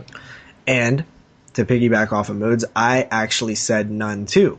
Man, I feel like an asshole. Same exact thing, dude. I thought, and I was like, none of these films feel like they should be found footage. None of them. Mm-hmm. And I think the reason for that is that, let's face it, dude, the idea for found footage is a rare idea that works. Blair Witch, perfect example of something that should have been found footage, right? I mean, it's they're making a documentary on a witch. There's so many films out there that are found footage that could have worked without it. So, yeah, I agree. Yeah, I mean, I'm going to go with none also. Yeah. So, next question. Should we do that? Yeah. Ready? Yep. All right. So, Joey asks thoughts on a Serbian film. Yeah. Overrated. I've talked about this before. I think I've talked about this on this season, actually, or episode in the last season or anything. Movie's overrated. It's not a bad movie. I'm not saying that. It's just it's overrated. I absolutely fucking love it. Yeah, it's a fucked up movie. Don't get me wrong, but really enjoyed it. I remember watching it when I watched it for the first time. I wasn't really 100%. Like, I didn't really know what I was going to, be watching, because I kept hearing some really fucking nasty things, but no one really said anything about, how well it was actually made. Mm-hmm. Like, I was expecting a lot more low budget, really kind of shitty like acting. August Underground? Well, yeah. August Underground's different, though. Maybe not that low budget, but I was expecting just a little shittier act, like just a lot less quality. Yeah. And, the first 30 minutes I was like, what the fuck am I watching here? I'm like, this is actually like a real decently made film. And Yeah, I kind of fell in love with it. I mean, there's some parts in there that are fucking, nasty and shit, but it's a really well-made film. I mean, I to an extent, I can agree that it's overrated. I personally love the film, but the reason for it is because people do hype it up. Like, I haven't talk seen, about it. But sorry, Moodz. Yeah, I don't mean overrated like in a bad way. It's just that everybody, has an opinion about it, and it's just always out there as like, the most extreme film, blah blah blah. It's always in that type of category and stuff. But if you really look at, the film itself, there's a lot of good things about it. Good acting, like the story's interesting, good gore effects, and there's nastiness and grittiness to it, and it's got a brutal fucking ending. Yeah, I was gonna say like. Yeah. Like, I can't think of another film that has been cut that has caused such an uproar in the community. Mm-hmm. Of course, in like the 80s and 70s and 80s, there's films, but this one is a modern film. Like, this one always has like people like bitching, oh, this is really the uncut version, or no, this one has 10 seconds cut out and this and that. Mm-hmm. Everyone always talks about how this movie's cut, and I bet there's still another cut out there that's completely uncut. I've never actually seen the the version that was released like on Blu-ray and stuff, like that cut version. What is actually cut out of that film? Do you know? Is it just the baby part? I don't know, because I just seen the uncut version. Yeah, I've seen the original screener copy. Yeah. When it was like fully, and then I have the that limited cardboard. Yeah. And that's fully, it's like the same version, but I want to actually see the cut version because I want to see what was cut out. Because, I mean, I think I'm positive the baby part's fully, it's just completely cut out. I bet you somebody would know on here. So, but yeah, I'm sure someone's seen it. But I'm curious to see if they cut out some other parts though, too. Maybe towards the end and stuff. But overall, I think it's a really enjoyable film, and I think people should just go in with an open mind. It is. It's actually pretty good. Like, I mean, it's a good movie. Yeah. Some of the content, is pretty.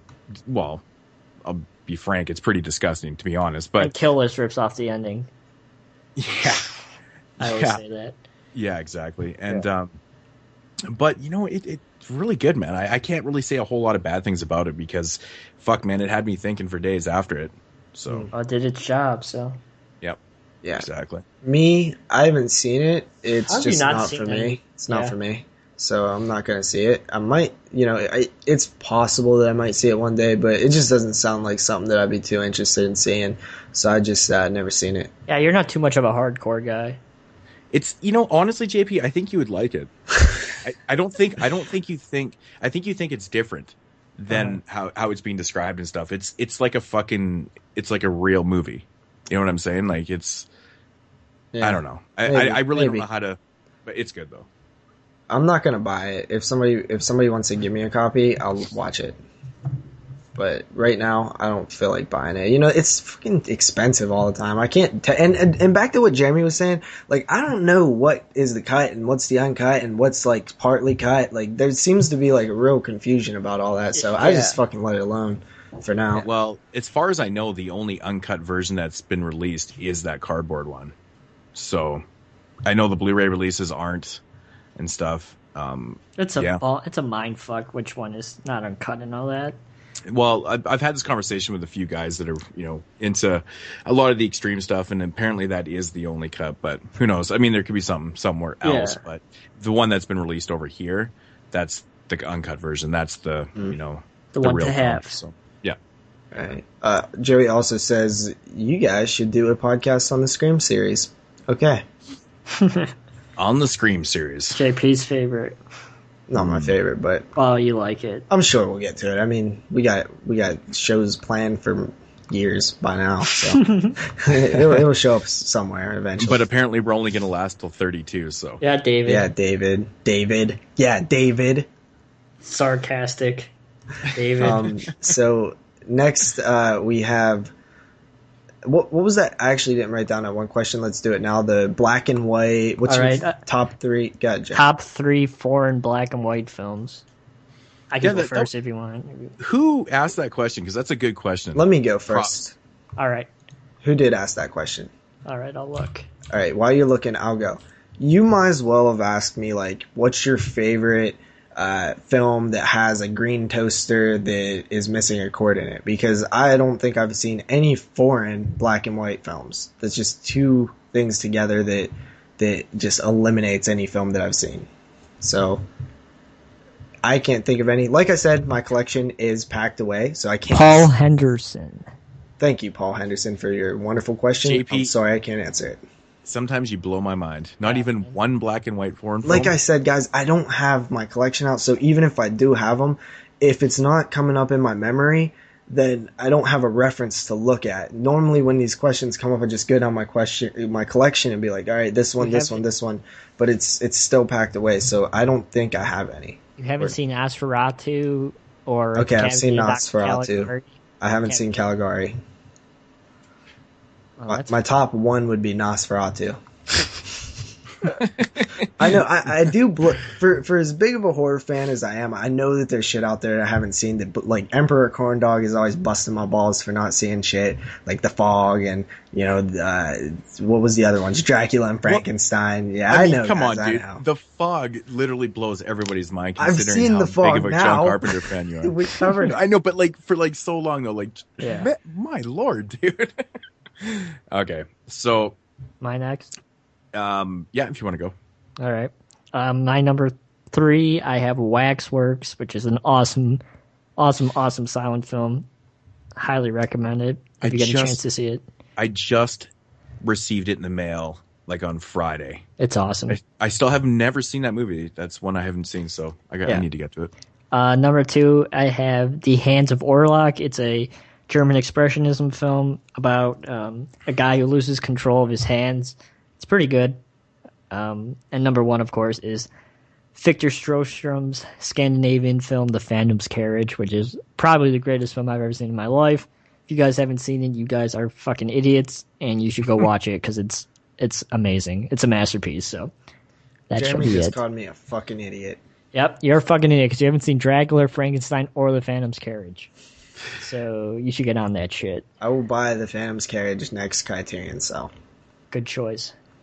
Yeah, I basically just I didn't really overthink this one. I just went with the first 3 that actually popped into my mind. At number 3, I the French film Diabolique. Nice. Very, very, very cool film. Actually, I just realized all 3 of these are. Number 2 is another French film called Eyes Without a Face. Really fucking phenomenal film. Such a good fucking movie. And number 1 is the Swedish film The Phantom Carriage. Swedish, it's Scandinavian. Well, Sweden is part of Scandinavia. Oh, I knew that. I know there's Geography multiple class. I know there's multiple countries in Scandinavia. Yeah, Norway and Finland and Sweden. But yeah, Is the Phantom Iceland Carriage there? is honestly I look like a fucking idiot again. Wow, it really is a fucking masterpiece, man. It's a really fucking phenomenal film. What are you laughing, JP? You're laughing because I'm a fucking idiot? Yeah, because he was like, well, I'm a fucking idiot again. Well, I've been a fucking idiot about 3 times on this podcast so far. So, Oh man, hey, at least you've seen them. So those are my 3 right there. I mean, there's really, really lots. I mean, yeah, you could have vampire on there. Yeah, there's a lot. Yeah, vampire. Exactly. There's so many good ones. There's so many good ones. Hexen, yeah. But yeah, those were literally the first 3 that came out. So fucking idiot. Yeah. So next question. Next question is from Sea Dog the Emperor. He says, "What are your top 3 favorite Echo horror films?" Jeremy. Corn Dog. Number 3, Jeff Lieberman's Squirm. It's awesome. It's gross. Number 2, Chud. And number 1, Monkey Shines, of course, because I talked about Monkey Shines. Interesting. Moods. I for some reason I read the question as a top 5 because you know me, I always have to do a little more than expected. I honestly did. I read Moods it as is a top 5. overcompensation. Yeah, fucking bad, you know. So yeah, the list I have here. How do I want? Should I just say the top 5? Whatever. Number 5, Slugs. I love Slugs, man. It's cheesy fun. That's an awesome choice. I love Slugs. It's such a fucking good movie, man. When that slug bites like sticks his teeth out, I die. Dude, that movie makes me piss myself, I swear, every time I watch it. It's so good. Number 4 is Alfred Hitchcock's The Birds. I love The Birds, man. It freaks me out because honestly, like, that would be fucked up to happen, man. You know, just getting attacked by birds and shit. Fuckers. They fly away and get you again. Yeah. Number 3 is Grizzly. Fantastic. Huge fucking grizzly killer film from the 70s. Also from the 70s, we've got number 2 is Day of the Animals. Just a fantastic. I knew you was gonna pick that one. Day of the Animals is fantastic, and it features like tons of different type of animals in it, which is really cool. I've talked about this before, but if you've never seen Day of the Animals, check it out because it's pretty well done. And if you want to see Leslie Nielsen as the biggest fucking asshole jerk off ever in a film, check out Day of the Animals. Pick of the week? It might have been like on the first episode or second episode you talked about Day of the Animals. Yeah, it was a long time ago. And number 1, I reviewed this on my Aussie horror film week, Long Weekend. I knew another one that you talked about. Yeah, Long Weekend's fucking phenomenal. It's probably one of the best eco horror film, in my opinion. It's really, really good. Really good stuff. So, but yeah, highly recommend all those. Yeah, nice top 5. That was good. Yeah, I kind of didn't realize this, but I kind of went more towards like the animal side of things. And if I'm being honest, you know, I don't know if these would really be my top 3, but the number 1 is by far my top 1. So number 3, we have Ticks. I love this film. Ticks is awesome. That actually crossed my mind. Yeah, Ticks. Jeremy, you haven't seen Ticks, right?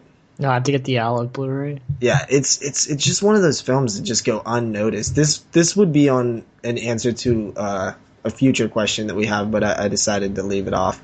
And then number 2 is Mosquito. Come on, you know, I love that film. It's definitely underseen because you can't see it most of the time. Mm-hmm. And then number 1 is, of course, it got to be Jaws. It just has to be Jaws. Jaws is the best killer animal movie in my opinion, and it's just couldn't leave it off the list. But is it your favorite? Yes, it is my favorite killer animal movie. Yeah, Jaws was actually the first film. Every time I think of eco, I always think of Jaws right away. Yeah. And but I was like, well, you know what? Switch it up. It's such a big, like, broad genre, you know? There's just like animals and, you know, toxic waste, like all kind of stuff, man. So it was really hard to narrow these down. Yeah. Yeah.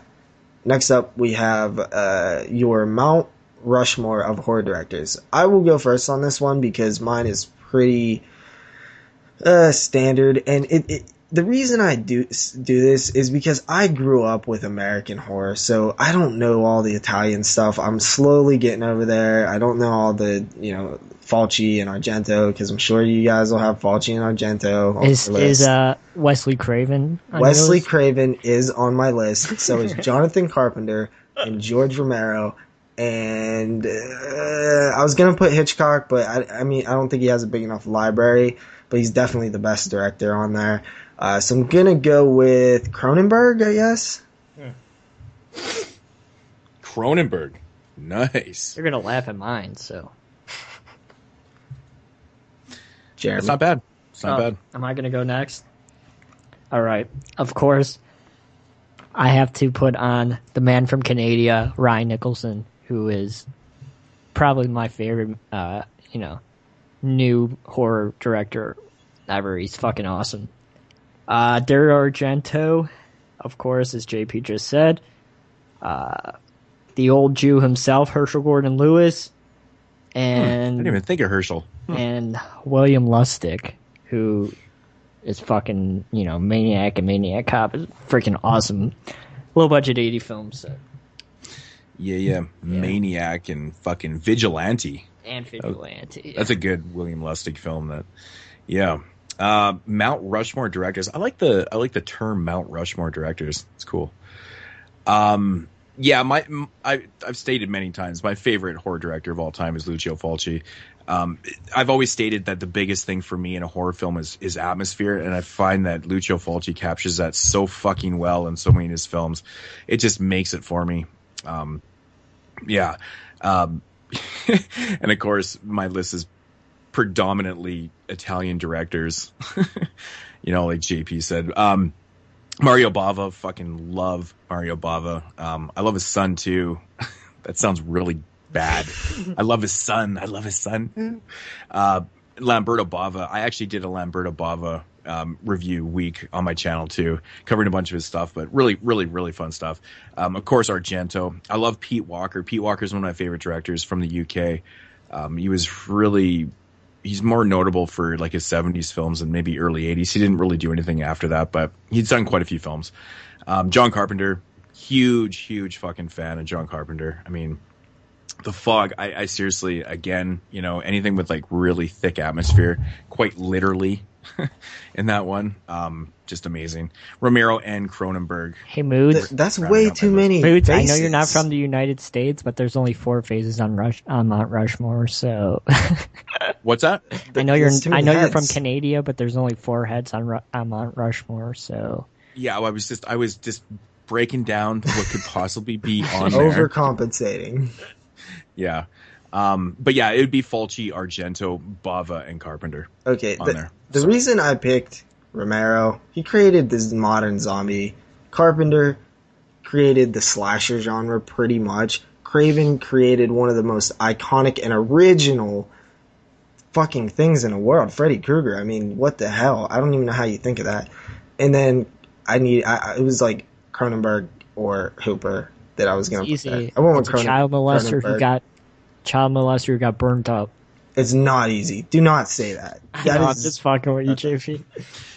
Yeah, so I was kind of looking at more like what, what they did for the genre. I don't know necessarily if these are my favorite or what, but I think that's kind of what it is. It's like your top, say, 4 personal directors. Like I picked, like I said, Fulci, Argento, Bava, and Carpenter because like their catalogs to me are just like untouchable. There's so many good films in their catalogs that I can watch over and over again.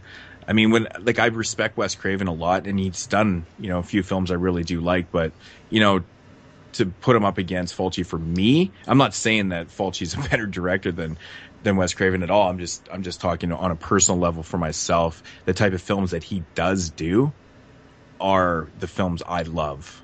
Mm-hmm. Yeah, and I haven't seen enough of Fulci's library to put him there. Who knows? Mm-hmm. He might be there once. I've only seen like 2 films from Fulci, so I mean, I definitely got to do some more research to have a full scope of directors to put on my Mount Rushmore. But also, I thought Mount Rushmore, these are important people who did great things, and I kind of thought that's what the question represented. Like who are the 4 people who did the most for the genre in terms of directing? So I kind of went with those ones. Mm-hmm. Mm-hmm. Yep, that's interesting. Okay, the next question is, name 3 underrated gems in your opinion that not many people know about or talk about, and that is Dubby, who gives us that question. What up, Dubs? Dubs. Yeah. We picked up some fucking awesome movies last weekend, I have to say. Mm-hmm. That is a nice haul, young man, Mr. Dubby Dubs. Yeah. 3 underrated gems that people don't talk about. I mean, there's actually quite a few. I just fucking pick 3 right off the top of my head. And the one that always comes to my mind right away is Cemetery Gates. I recommend this film all the time. It's just one of those films that just no one ever fucking talks about it. I've actually, in fact, never seen anyone show it or talk about it. And I've talked about it numerous times. It's a brilliant film. Really good stuff. This one people know about, but it just seems to be one that people don't talk about a lot. It's The Last Broadcast. It's kind of overshadowed, I think, of course, by Blair Witch, but it's a fantastic fucking movie. That one definitely is a good choice. I haven't seen it, but people don't talk about that one, but it's one that I've been wanting to see. Mm-hmm. Yeah. And then my last one here is kind of a very, very random choice. I don't even know why I thought of this, but I guess it's because it's my favorite in the franchise, and that's Prom Night 3. I love Prom Night 3, man. It's such a cheesy film. You have the nice box set. Yeah, that's why I haven't seen it yet, because like you always say, the U.S. releases are that double pack is cut, so... Yeah, actually, that release right there, that's actually the TV cut of it, too. So when you watch it, they not only cut the gore out, they actually edit out the swearing. Dude, it's pretty fucked up, What man. the fudge? Yeah, it's really odd. It's really odd that ever got released like that. But anyways, yeah, the uncut version of Prom Night is just so much more enjoyable. It's like Prom the Night Slumber 3. Parties 2 and 3 DVDs, the legacy DVDs that are like cut to shit. On what, the Roger Corman ones? No, the Sleepaway ones that Camp. were... Sleepaway Camp. Oh, okay. Oh, I thought you said Slumber. He did say Slumber. Oh, sorry. Oh, okay. Yeah, that's why I was like confused. I was like, four things that make Jeremy an idiot this time. Fucking hell. yeah. Make yourself more of an idiot with your list. Let's go, Jeremy. All right. Number one, I have. I really haven't seen too many people talk about this movie. I think it's pretty. People know about it and people talk about it. It's Enter the Void, which is Poe. I think it's his name, right? The guy who did Irreversibles. I think it's his newest movie. I don't think he's made another movie since Enter the Void. And that's released by IFC, which would totally be an IFC Midnight if it was released today. But Jack Ketchum's The Floss, which... That's an interesting pick, because I thought of that one, too. That was one of my pick of the week, I think. It's a good movie. Yeah, it's good. And number 3 is one of the few movies I gave a 10 out of 10 on the podcast, and that's Flu, which came out this year, which you'll probably hear me talk about again, but really, really good infection film. I highly recommend that one. It's fucking awesome. Check it out. All right. Yeah. So the way I did my list, these aren't necessarily the best films that not many people talk about, but I just think these ones are some underrated gems that nobody really talks about. They're not the best, though, and they're in no order. Well, first is Evolver from 1995. I just think this one is a little weird, like gem from the 90s. It's not like super great, but I think that it deserves a little more attention. The next one is The Unholy from 1988. This one I really never hear anybody talk about, but I like it. I reviewed that on my 88 series. Yeah. Well, you talk about every film that was ever made, so... Yeah, you know every movie, Moodz. Man, that movie is interesting. It's a good one. That's a good pick. Thanks. Because you're right. You're actually right. No one ever talks about that movie. Yeah, I got it in that 8-pack, that Lionsgate 8-pack with Ghoulies 3 and 976 Evil 2, and I was like, this is a pretty awesome movie. You know, I never really heard anybody talk about this one, so The Unholy, it's a pretty solid watch. I recommend it. And then the last one is Alien Raiders from 2008. I never hear anybody talk about this one, and it's a pretty solid movie. Terrible title, that's probably why nobody talks about it, but it's a pretty solid like siege type narrative, and I like it. It's cool. I think I actually heard Matt Cantor talk about that film one time, like when he's doing a shelf by shelf, and the title just made me laugh. Alien Raiders. Yeah, I think I did a review for it somewhere. Yeah, I mean, it's kind of like that. It's like that film I watched not too long ago. I think it was a couple months back. I hadn't an update. Maybe I even talked about it on the podcast. I'm not sure, but it was a film called Evil Aliens. Like it sounds like your run of the mill type. It's fucking good though. Yeah, it's really good. Crappy. Yeah, and it's really fucking entertaining. It's totally not what you think it is. I thought it was going to be like, you know, micro budget, fucking just shit. And I'm even Luke, Mysimu, he even commented on my video saying that, yeah, you're right, man. That shit is fucking entertaining as hell. Just one of those big surprises. But have you guys seen Alien Raiders? No. No, the title has got me intrigued though. Yeah. I've you know, like so. Pick it up. You can get it like dirt cheap. I'm surprised Jeremy hasn't even, you know, back in the day seen a family video, because it totally seems like a title that would be there. Probably have it. I just probably don't pick it up because the title sounds like crap. Yeah, the cover looks like crap too. So I mean, it's definitely one that you would skip 9 times out of 10. Yeah. Yeah. All right. Nice. So I believe we got one more question, right? Yep. Yeah. Okay. Zach asks us, what is our top 5 kills in horror movie history? This is like the hardest question for me. I didn't even know how to do this one. It took me a little bit, but I just picked like 5 of my favorites.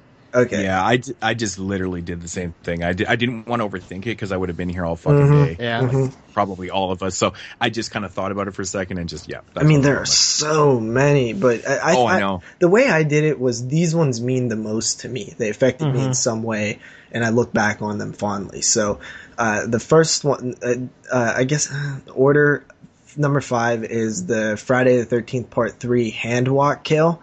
I remember just loving that one as a kid. The guy's walking on his hand that's down a hall, and Jason's just right above him, machete down through his body. Yeah. Terrible way to die. Number 2 is the Hellraiser 2 razor cut guy who thinks there's bugs crawling in him, and Julia like fucks him. Oh man, that disturbed me as a kid, and I still like close my eyes a little bit when it's something about him hacking away at his arm that just bugs me, and there's bugs crawling in it. It's nasty. And then number 3 is the Dream Warriors marionette kill. This one is just classic. My favorite kill in the franchise. Definitely just, a creative, innovative Elm Street nightmare kill that just, that's what Elm Street's all about to me. Then number 2 is the first kill in Scream. And it's more about the lead up than the actual kill. I think it's one of the best openings. I think I might have even named it my favorite opening in horror history, but it's just something about that whole long playing conversation and the kill that you don't expect. So that one is very significant to me. And then my number 1 is the Texas Chainsaw Massacre hammer kill from the very first film. My favorite horror film, my favorite kill. Nice. Something just so brutal and terrifying about it. It scared me half to death as a kid. Nice. Am I next? Go ahead. All right, I don't know if this was really a kill, but the Lawnmower Massacre in Dead Alive at the end. It's fucking awesome. It's probably the goriest thing I've ever seen in my life. It's amazing. You can pluralize that, I guess. Kills. Yeah. Lumping them. That's fucking good, though. The opening kill in Suspiria, of course, which is classic. It's fantastic. The head explosion kill in Maniac, where, he fucking shoots him right in the head and it explodes everywhere, and it's awesome. 2, the crotch shot in Hobo with a Shotgun, which is hilarious. Moodz, do you know my number 1? We've talked about it. Yeah, I'm not sure if I... Yeah. The Wax-O-Matic kill in Gutterballs. Oh yeah, fucking awesome.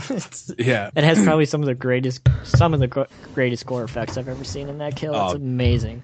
I didn't even think of that one, but fuck, that would have made my list. That's such a good one. Yeah, it's fucking awesome.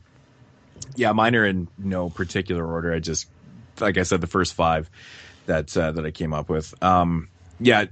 So the first one here is from Friday 7. It's that the sleeping bag death. Great kill. Jason, great kill. Jason fucking brings the chick over the fucking tree. Oh man! Every time I watch it, I fucking burst out laughing. Yeah, definitely one of my so favorites. Brutal. Yeah, it's probably my favorite kill in the franchise. Every time it just gets me. It's awesome. Next one here is the eye splinter from Zombie. Close to making my list too. Yeah, I was about that one. Everybody know. I always talk about how much I hate deaths with eyes and stuff. That one gets me every time. It's just so fucking brutal, man. So I take it you didn't like Final Destination 2 then? Anything with, I don't know what it is about shit going into people's eyes, but or it just 5. makes me cringe. Or 5. It just or 4. It works. Yeah, 4 too. It works good for me because it makes me cringe. I don't know, something about it. I just can't handle it. But number it's that 3, slow build up, man. Sorry, but staying on that kill. I mean, it's like. It's so slow, and it's like, they're really going to do it? Or are they really going to? They're not going to do it. Yeah. And it's just like, what the and fuck? It just shows it though. It's like going rated. Yeah, it stays on it too, man. That's brutal, and it holds up, man. It's a great kill. JP mentioned this one, and that is the marionette kill from Dream Warriors. I wanted to go first. It's my favorite kill in the Fridays or in the Nightmare series. Hands down, I love that kill. Next up is the bandsaw kill from Intruder. Are you guys familiar with this kill? I've never seen the Intruder. movie, but I've never seen the movie. It's fucking outrageously brutal, man. Literally, this guy's on this bandsaw table, and the dude cuts his head. Like, he cuts basically where his nose is, his head right in half. And they show it. Like, it's gory as fuck. The effects are awesome. It's just a brutal, brutal kill. I always remember that kill, man, because it's just, it's awesome. Sounds brutal. And my favorite kill, well, the number one that's on here is the Maniac head blast. There's the effects in that scene are just outrageous. It's so hard not to put that one on my list. That was like probably my number 6. I think what it was that it wasn't as personal to me because I've only recently seen Maniac for the first time, last year probably. Mm-hmm. Yeah, great kill. No matter how many times I watch that film, that part it makes me go, wow. It's definitely one of the best on-screen kills. These are our favorite, obviously, but in terms of best, god damn, that is an amazing effect. Yeah, it really is. Yeah, super cool. So, yeah. So that was it for the question. There was a couple questions that we did not answer. I'm not sure who asked them. I know one of the questions was top 5 worst horror films. We've answered that on a podcast before. Yep. And the other question was top 5 Scream Factory releases, which actually was a question that I asked to the fans last season. I think so was top 5 worst horror films. I think that one was too. Yeah, actually, it might have been one of the top 5s. Yeah, that's the one I had Clown Hunt and Pork Chops. And yeah, totally. Mine. Bloody Homecoming. So yeah, that's right. We just haven't not done any top 5s this year, but yeah, those were definitely top 5s from last season. But yeah, all right. So a question, right, Jeremy? Oh, are we gonna bring back the top 5? Well, I want to know what your guys' top 5 favorite horror soundtracks are of all time. Since we're coming next week, will be soundtracks or scores. How about both? Okay. Just horror music in general. Next week, it's the first week of October, and Halloween is such an iconic soundtrack score. So I figured, it'd be a fun question to see what everybody's favorite horror music is, and So are we talking so let's just kind of so actual soundtracks? It could be a soundtrack or a score. Okay. So music or an original. It's gonna be hard. I'll probably do mine with actual release soundtracks. Yeah, I think I will too. I think that'll be fun. I'm gonna do that. Yeah. Okay.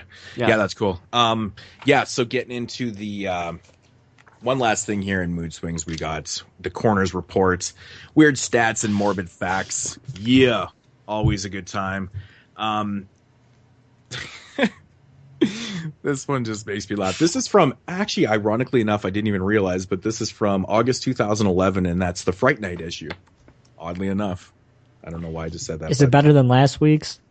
What was last week's? A woman who cannibalized her dead husband and ate her nose and his... Dude, and she was 80 years old. That's the best part about the whole thing. Yeah. Okay, so this one right here, and yeah, okay. So this one's quick. This one's quick. During the summer months, one child dies in a portable outdoor pool every 5 days. Well, let's just thank the Lord that summer's over. Yeah. Wow. What about in California and Florida, man? It's never over. Oh, every 5 days. I was like, what the fuck kind of stat is that? That would be a terrible feeling, dude, if you was a parent. That is gauge quality from that cemetery. Yeah, God. That's an awful stat, but I solely picked that because summer literally just came to an end. Well, my mom drowned and got brought back to life. Jesus, dude. Wow. CPR, man. My grandpa gave her CPR, and Crazy. So that shit works. So if you see it in movies and you're like, oh, that's just bullshit, well, it actually does work. Yeah. Yeah. We had to learn CPR in high school. Yeah, same. Yeah. All right, so that's going to do for Mood Swings. We are going to get into the final reviews, which is the Final Destination franchise. Oh, yeah. Everybody's been looking forward to this. Yeah, it's been a while since we talked about this, but it's been a while since I've seen these films. So it was interesting revisiting them, to say the least anyways. But yeah, so we got 5 films here to talk about. And after the fact, we are going to actually break down our top 5 kills. So stay tuned to after the reviews. There will be spoilers.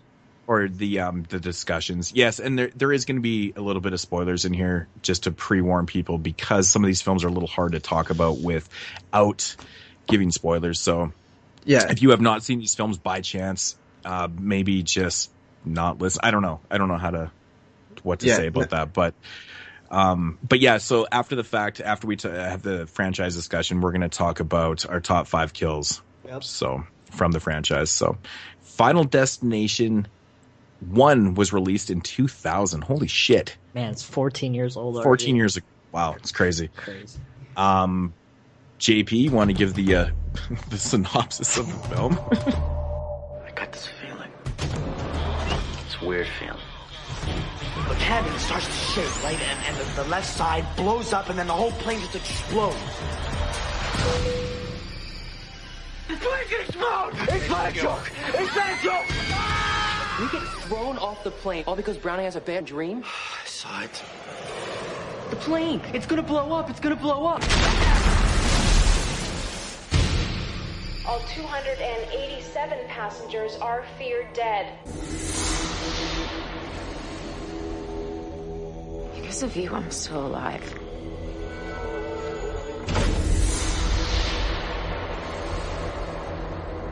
In death, there are no accidents. No coincidences. And no escapes. Did it happen again? Did you see Todd die? What if it was our time? What if we were not meant to get on that plane? What if there is a design, then it's not finished? By walking off the plane, you're cheating death. You have to figure out when it's coming back at you. What are you, God now? He knows which one of us is next. You have a responsibility to tell me. I knew I should have hit on Tammy in the pool that time. I'm not gonna let it happen, okay? Nobody has control over life and death. Unless they are taking lives and causing death.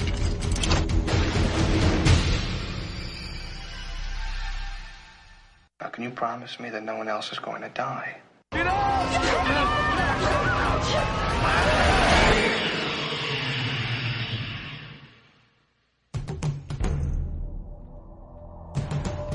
I'll see you soon. Okay, so Final Destination from the year 2000. It follows a high school senior class as they are making their way onto a plane where they're going to Paris, I believe. It's a French class. On board, the lead character has a premonition of the plane crashing. He then throws a fit. Everybody is removed from the plane, at least a small portion of the class is, and now they escape death, so death is coming back after them, and the people are dying in the order that they were to die in the premonition, so he is getting hints, other premonitions, and trying to stop these deaths before they happen. I know this is a stupid question, and it probably got explained. Do they ever explain why he got this premonition? They never do in the entire franchise. Oh, that's fucking boggles my balls. No, there's definitely no explanation. I know that's one thing that's always kind of bugged me about this franchise. There's actually a few questions, a lot to do with Tony Todd's character too. Well, he says death. Yeah, I mean, that is something that we could discuss, I guess, right now. But is Tony Todd the Grim Reaper himself in the flesh? I know. I think that's what he's named on the titles. He's named Death.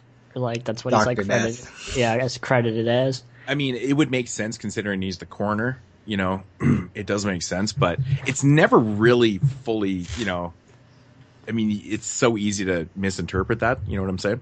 Well, why the fuck was his voice on the L track then if he's just not Death in Final Destination 3? Exactly. But Yeah. I mean, you it's never. you just have to interpret it like that. I guess I don't know. Yeah, it is interesting. So, but, yeah, absolutely, it's never explained. But I mean, that's probably what they're hinting at. And I've always thought that that a final destination should really revolve around Tony Todd's character. I think that would be really awesome. And I believe that I've actually heard, possibilities of that if they, end the franchise. Just a very interesting observation I noticed in I can't remember which character it is in the airport, but she's reading Henry Miller's Tropic of Cancer book. It's fucking awesome. Just something random I've never noticed before. I just love that. Well, I love Stifler spilling his Whoppers. I was like, no, not the Whoppers. Yeah, not the Whoppers, but yeah. Yeah, how weird is it that Sean William Scott's in this film? Well, that's before American Pie, wasn't it? Or yeah, it was after. 99 was American Pie. Yeah, this is actually after, yeah. Yeah, so... a really odd thing that happened to me when I was watching this Final Destination film was when Buddy's checking in, I think it's... is Matt, what's the lead character's name again? Alex. Alex, that's right. I think when he's checking in, the CSA says to him, I think she confirms his birth date, which was September 25th. By chance, I was actually watching this movie on September 25th. I was like, that's fucking trippy. I was like, that's so fucking weird. I just made this observation. I don't know if I'm right. Maybe I'm watching too many Argento films, but I thought the main character and his friend were gay lovers. You just get that vibe, like when they were like standing in front of the memorial and they're like, "Oh, I miss you." My dad doesn't let you talk. It's like, "Oh yeah, when he gets over, we could go to the baseball game." I was like, these guys I are don't think totally. there was supposed to be that much substance in the film. I was like, these guys are totally gay a lovers. little bit. I definitely never got that vibe, but interesting. I think that might be that. overthought, but it is interesting. But yeah, I don't know. I just got that vibe when they were standing in front of the memorial and they were, I mean, after you mentioned it, I mean, I could see how you would see it that way, possibly. So it doesn't sound like that far out of left field, but definitely something I didn't consider. Maybe I'm watching too many Argento films, like I said. So one thing that I really like about the Final Destination films, and I love this franchise, I think it's a lot of fun. But the first one is very original, right? I mean, it's death itself that is after these kids, and it's quite an original film for the first one. But I also like, and it goes on throughout the series, is before Premonition, everything has this real eerie atmosphere, and they do a good job with the wind and really, the techniques of displaying that eerie atmosphere. And I've always liked that about these death films. Is approaching. Yep. Yeah, there's signs. Everything just feels a bit off. You're seeing, words that are weird, die or whatever, and the wind and the noises, the sounds, and it's always just the one character who is kind of like seeing it, and it kind of makes you wonder, like, death is all around us at all times, and the characters don't notice it, and maybe it's because he is so aware that he has the premonition. Maybe it's because he is the most aware out of everybody around him. Yeah, I mean, there has to be some type of explanation for this, right? It's not a bad one. Yeah. So, prequel. No, don't do that. Like way back in the medieval times, man. No, don't do that. And have Tony Todd there. Yeah, okay. yeah, actually, yes, have Tony Todd there. But no, that has actually been a thought by the producers. I remember hearing that on a podcast. The producer was on a podcast, and he said they've thought about that before. Wow, crazy. Yeah. I think the very first major disaster that they used in the Final Destination franchise, using a plane is a really good one. Yeah, I'm afraid of flying, so it's like, yeah, because I think a lot of people do have that fear of flying and stuff, but using that as a major disaster is really, really effective. I think that was a good first choice. But I have to say though, man, like the effects in these films are just, especially Final Destination 2. The effects are very dated, man. Yeah, like, in the first one, yes, absolutely. Second one too, man. Man, like you just, man, I really did notice it in the first film, like, but yeah, it kind of I guess it hurts it a little bit, because it does seem so dated and stuff, but I don't know. But I also think that the acting is pretty damn dated, man. I thought the acting in the first one was actually really bad when I was watching it. Well, maybe that's why I got the gay vibe. Who knows? Well, I got to say, Sean William Scott, man, not one of his better roles. Definitely. None of his roles are better roles. No, he seems very awkward and just like He's supposed to be paranoid and like on edge, but it just comes off bad. No, it does come off bad. Yeah. Tony Todd does great as always. When he does like that Adam Sandler voice, like, he changes his voice. It's just so annoying. But that's just the way he is. Yeah, man, this fucking CGI, man. So questionable in the film. Yeah. Just watching it again, I was like, wow, damn. I'm like, Jesus. It just seemed like it was so fucking 90s CGI, and I guess 2000 is pretty much there, but yeah. I don't know. The interesting thing about this film to me was this one has the least amount of like main characters, so it has like the smallest body count out of all the films. Yeah. They basically only have, I think, 7 total survivors that, exit the plane, which is interesting how they did it. So the kills are quite spread out in this film and stuff, which I think they did a good job with that, though. They didn't kind of some of the other films have a little higher body counts and whatnot, but I think this one actually is paced quite well, and it actually quite works for only having a body count of 5 in this film. Yeah, I think they did a pretty good job with it, actually. It relies a lot on tension. When you see all the thing, and all the films do this, but you see everything around the people, drains leaking and this happening, and you're just waiting, and you're lots waiting, of fake outs, and there's fake outs, and I don't know. Basically, the deaths are just really, really prolonged. There's lots of things kind of building up to it and stuff, and that's one thing that's very almost maybe a little overutilized in the Final Destination franchise is the use of water. Yeah. The use of water is in a lot of different deaths and stuff, and I'm just like, come on, you guys, like be a little more creative than that. Yeah. And wind and stuff, like those things they almost become cliched in the later ones. You're just like, really, water again? But I think it works in this one. It definitely does. Well, obviously because it's like the first film. Yeah. But that brings me to the very first kill in the film, or the very first death, I should say. I guess we could call it a kill if it's death killing you, right? Yep. I guess the franchise is a supernatural slasher. Death is killing pretty people much. one by one. I mean, it's it was kind of, I actually made myself slasher. laugh with that. I was watching the film going, this is a fucking supernatural slasher. But okay, the very first death in the first film, what's his name? Todd, I think his name was, in the bathroom. Okay. Oh yeah, seriously? when he gets his neck hung, yeah.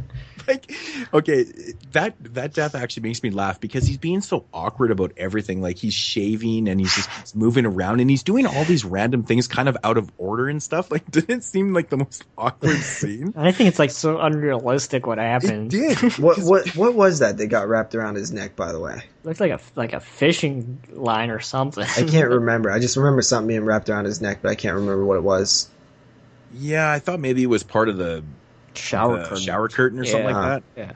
I mean, but, I like leading up to that though, like when he's like shaving and he's like, doing all this other type stuff. I'm just like, oh my God, dude, like settle down. Just, focus your time on one thing. Shave your face.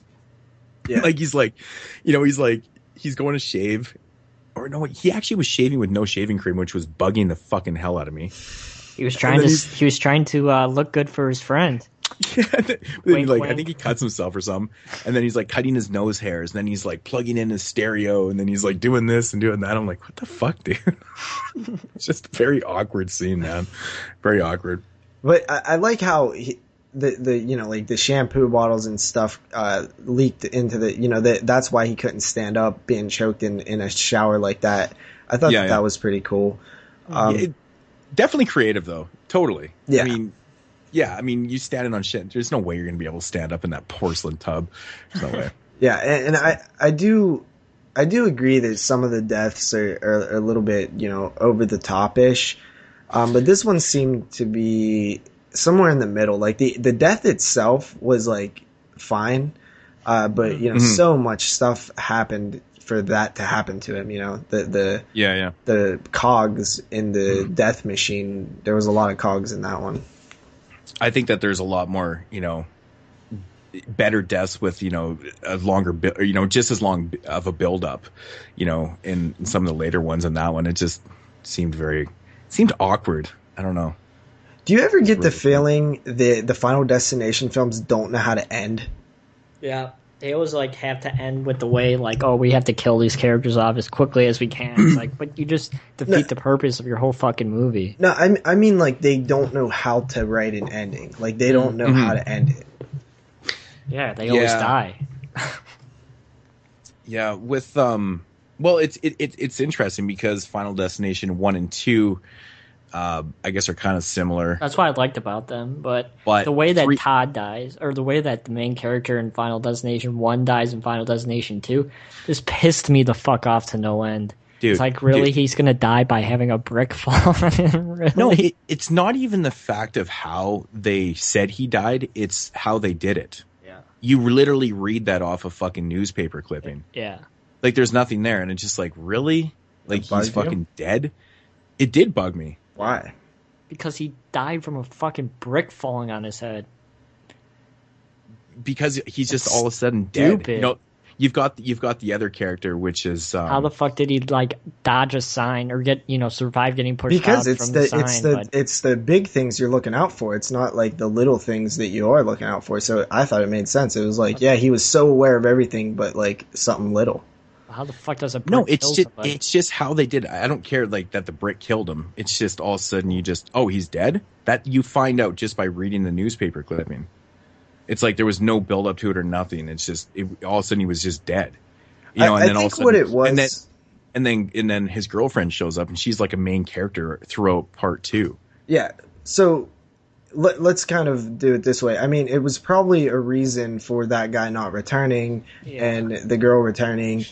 So maybe, they didn't want to spend too much time on it. I mean, maybe they should have done it in dialogue, but I looked at it most films don't even mention it, but this film went and threw a little something towards the audience, to the audience that was paying attention. Mm-hmm. I think they had to mention it because it'd be where the hell is he? We all know he lived, so it's where'd he go? Yeah. We don't know that he lived. Yes, we do. Why would he not live?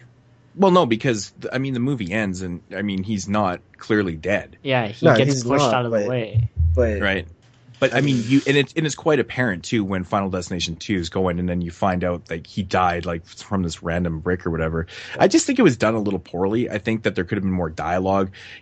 Just something to the effect of people being Alex fucking blah blah blah. Just done it a little differently. It was just kind of. Overly too subtle. It's just I liked how they did it. Dead. Really, I don't know. I'm not a big fan. Yeah, I agree with you, Moodz. But I don't know. Getting back to the first film. Yeah, that was the second. The lowest body count in out of the film. There's only 5 deaths. But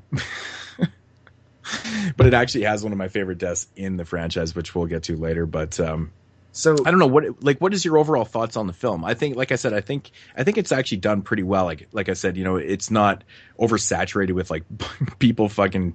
I think some of the later sequels, it's a little simpler. Well, with the later sequels, I think basically the body counts are a little higher, so it kind of goes from scene to scene. After the first act, it's scene after scene of just people and build-ups to their deaths and stuff. It just seems very kind of redundant and stuff. This one seems a little fresh and it seems a little more spread out and stuff. Something new. Yeah. I gotta give him credit for coming up with something new. Yeah, I mean, this was very original for the time, Mm-hmm. Exactly. Yeah. And also, we didn't touch on. He's also being framed, the police think it's him because he grabs the knife of the dead teacher and they're already suspicious of him. I mean, who wouldn't be? So I kind of always liked that angle in these films, and I almost wish they would play it up a little bit more sometimes. But then again, it works good in the first film. So he's on the run from the police and trying to, if you intervene and save somebody, then death skips that person and then it loops around and it's a continuous, trying to get the next person. And, I think that they almost should have played up more, going into the sequel again. The paranoia of the Claire person who's been dodging death for all these years, because, it skips you, but then it comes back eventually, right? I mean, and I just see this pattern of Claire, Rivers and Alex for a long time, like just dodging death. Now it's back to you, dodging death, and then eventually they just lose focus, and that's how Alex died, And a Halloween 2 homage, and yeah, and I really like how they did touch on that, like in part 5, obviously. Yeah. With the whole death coming back around, and then what they introduced in part 5 and stuff. I think that was actually pretty kind of interesting. Part 1. But yeah, I mean. What's that? I was just saying part 1. I don't think there's a whole lot more to say about it. Do you guys have anything? Overall, the deaths in this film, and I mean, essentially, that's what these movies are really about. Is on-screen deaths and stuff. That's the entertainment in it. I think the deaths in this film are actually pretty well done, with the exception of the shoddy CGI. But just the idea of the deaths are pretty good. Yeah. I really didn't have a problem. I think they were pretty damn creative and stuff. One really odd thing that I did notice in this film is the last names of a bunch of the victims, or a bunch of the main characters. The names like Browning, Chaney, Hitchcock. Isn't that fucking odd? I didn't notice that until you say it. All these horror icons. Yeah. I noticed some just odd thing that I noticed. I was like, what the fuck? I was like, I don't know if that was.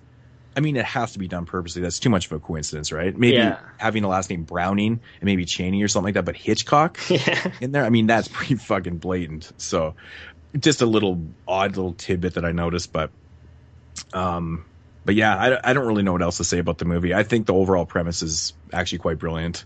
It's a really interesting premise for a film. So. Oh, brilliant! Yeah, and that's a big word. And I like that they, with the rules of it was kind of an interesting thing, and the mythology expands in the later films. But if you cheat death by somehow having this premonition, which like you guys said, it'd be interesting to find out why they have it, but. If you skip death, you can't skip death. It'll keep coming for you if you were supposed to die. But when you intervene, it skips that person. And that, I love that idea. It works so well, and it just seems like the possibilities are endless. So yeah, Final Destination. I just love how it's written in stone, though. Like, death has a plan. Yeah. If you cheat it, it's going to come back and get you. So I know this is like a stupid fucking question, but the people who get skipped always end up dying anyway. That's because death never ends. It just goes to the next person, but eventually comes back to. Oh, okay. Yeah, because death's original plan was for you to die in that, that plane blowing up, right? So it'll just keep regardless coming until it eventually gets you. And that's why I think they have such a hard time ending them, is because death just does not stop. Mm-hmm. So basically, the premonition itself is almost the villain. Yes. Because they wouldn't know that they're going to die on that plane crash. So they die, then they don't have to worry about, all this bullshit, trying to escape death for however long they're trying to do it. But the premonition is actually, it's kind of the villain itself. Mm-hmm. It's kind of cool. Yeah, it just feels like an accident. It just feels like some kind of accident in the design of death, like a flaw. And it's just I like it. It's just really cool. It is.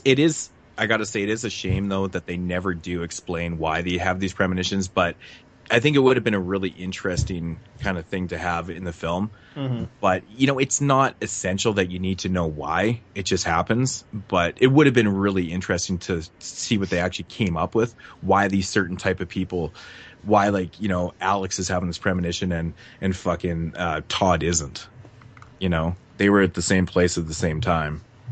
And that's what I find kind of interesting about it. So, but yeah, what makes them special? But Final Destination ratings on this one, Jeremy? I'm gonna give it a 7 out of 10. It's pretty original for 2000, and it has some interesting kills, but like you said, some things are a little bit iffy. Tony Todd's performance is fucking awesome. He's just as creepy as he was in Candyman. So that's another point, at least, for just Tony Todd. So 7 out of 10. Yeah. Me, I pretty much agree. 7 out of 10. I do think there's room in sequels to, explore that idea of like why do they have the premonition. So, it's obviously not in the first 5 films, but that's something that maybe they could write a script on. 7 out of 10 for Final Destination. It's solid. 2000, not a whole lot of great stuff coming out. It's very original. We think of it now and it doesn't seem as original because the sequels are sort of the same thing over and over again. Yeah. But yeah, Final Destination, 7 out of 10. That's very, very odd. This never really happens, but that's exactly what I have written down here, 7 out of 10. Very, very rare that we all rate something the exact same with a 7. But yeah, I think a 7 is a fair assessment. It's not like, it's not amazing. I think it might have gotten a higher rating from me in 2000. I was seriously thinking that too, dude. I remember having more strong feelings when things were happening. I didn't have as much like feelings happening when I was watching it this time. Mm-hmm. I think a lot for me is just the effects and stuff. Back in 2000, we didn't really know we didn't obviously know any different, but watching it 14 years later, and it's dated quite a bit, and actually some of it does look pretty bad. But and the characters are pretty generic also. I think that's what kind of hurts this one too, is the characters besides the 2 main ones, nobody's really memorable. Even Sean William Scott isn't that memorable, right? I mean, he did nothing to really stand out. Mm-hmm. That is a good point, actually, with the characters. We never brought it up, but yeah, they are very, very forgettable. Throughout the entire series, though, to be completely honest. Well, that's one thing that this franchise doesn't do a lot of, actually doesn't do any of, is character development at all, because it's not really, I think the point, it's not really about these characters, it's about what their destiny is. Like in Final Destination 3, they're really bad. The really characters they're all expendable, right? They're there to basically die for our entertainment. So character development, I don't think would really possibly work for this franchise. But I will say there's an exception. They are a little stale, though. I will say the exception is in Final Destination 2, and I do think those characters are a little bit more properly developed, and also a bit more likable. Mm-hmm. And I think there's a reason for that too, and we'll get into that here. So, is that guy drinking beer?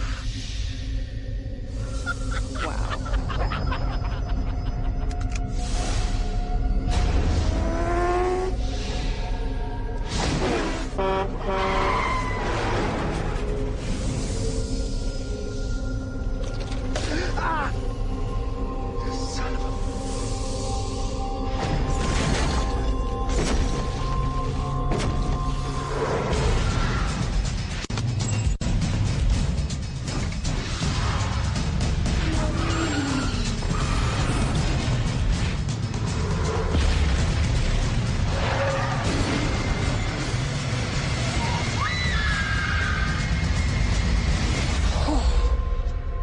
Kimberly, look at me. Oh my god. What did you see? There's gonna be a huge accident. Everybody's gonna die. Being alive after we were supposed to die, it caused a rift in Death's design. Which means death could be coming for us. I have this really bad feeling. It's not over yet. Final Destination 2 from the year 2000. Same story. This time we have Kimberly, who has a premonition on a highway about a highway pileup, and after the premonition, she saves everybody. Same thing. Death is picking them off one by one. Only difference is this time Death is working in reverse order because these characters are somehow connected to the characters in Final Destination 1. So she's getting premonitions. She's trying to get people, warn people so it could skip them. And also they throw a curveball in it where they're trying to find a way to stop the chain permanently, and Death, new life, can stop the chain. So there's a woman who's pregnant who they're trying to save. Yeah. That's pretty much it. That's what it is. Yep. Right off the hop here, I will say that Final Destination 2, the opening premonition, is definitely my favorite one. It definitely is. It is out of solid. all 5. Like the highway crash, man, is fucking brutal. What did I text you last night? I was like, I cannot wait to talk about how many fucking explosions there are in this movie. Yeah, like man. There's so many explosions. It's crazy. Yeah, I think they really upped the ante from the first one to the this premonition was fucking insane.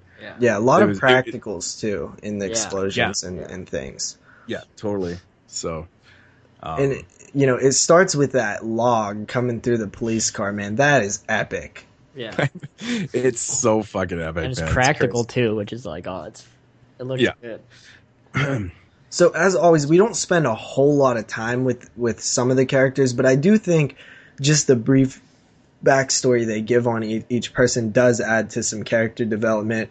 I mean, you have the guy who won the lottery. He's kind of our first victim. Bit of a douchebag looking dude. Really shitty CGI on that part, on the kill. It looked really bad. Really? And it was through the eye. Yeah, I actually like that kill a lot. I didn't say I didn't like the kill. I just thought it looked really shitty. That one right there was such a huge build-up. It's a long I love scene. that. It's a long scene. That's one of my favorite build-ups in the franchise. I wanted his arm to get cut off in the garbage disposal, man. I was just like waiting. Well, I think that's what they want you to. Yeah. But I think actually one of the most creative things was having that magnet fall into the leftover Chinese food. Yeah. That's really essentially what makes up the whole scene, man. That's so fucking awesome. Yeah. I love that thing. That part was really cool. But yeah, there's a lot of things going wrong in that with it. And you know what, man? That fire is I had fire flashbacks, dude. That is exactly like the feeling. It's just like it's just building and building and building. It's like, oh my god. So it was definitely a little more personal watching that, because that's what the fire looked like. It was on the stove like that, you know what I mean? So I was like, and seeing how fast it spread, it really is pretty cool. So unlike the first film, obviously in the first film, all the survivors are classmates, friends, and whatnot. They really changed it up in Final Destination 2, in my opinion. They're basically they're adults for one thing, and they don't know each other. Yeah. Essentially, all the survivors of the crash are strangers. They're all strangers. So now they have to work together in a different. It just has a different kind of tone to it, because these people don't know each other, and some of them were a little hostile. Of course, every one of the Final Destination films has that like real hostile character that totally doesn't believe that death is coming back for them. It gets real cliche. And he's always black. Yeah, I just have to throw that out there, not being racist, but he's always black. Actually, I didn't even notice that. That's funny. Yep. But yeah, in this one, they're all strangers, and they have to, work together. Well, kind of, I guess. But I like that premise, though. I really did like that. Yeah, I love when they all get together in the thing and discuss. Like they're trying to figure it out. I like those scenes. I do like the druggie. Like he actually reminds me of a friend's cousin who. See? I thought you. Sorry, JP. Go ahead. No, go ahead. I thought you reminded me of Anthony Kiedis from the Red Hot Chili Peppers. From back in the day, I was like, look, I thought that's exactly what he looked like. So I was like, it reminded me of kind of our comedic relief a bit, and I don't know. I just kind of like that character. He reminded me of somebody I actually know. So that was what was his name? Rory. Yeah, Rory. Because I remember, I specifically remember because the scene when he's talking to what's her face, can't remember, but he's asking her, he's like, well, if I die, he's like, can you get rid of all my drug paraphernalia, porno and stuff? And just the way he's saying anything that'll break my mom's heart. That was kind of sad, man. I know. Yeah, and then he died with shitty CGI. Dude, that death is not that bad. I think it's a pretty good one, actually. It's still CGI and it looks like crap. Yeah. Final Destination 3 though is all practical, which I gotta give them. What the fuck? No, there's a lot of CGI in part 3. Really? Like, CGI way more than part 2. Maybe that doesn't involve so much that I don't. That roller coaster. Oh man. Oh my god. Yeah, the roller coaster for sure.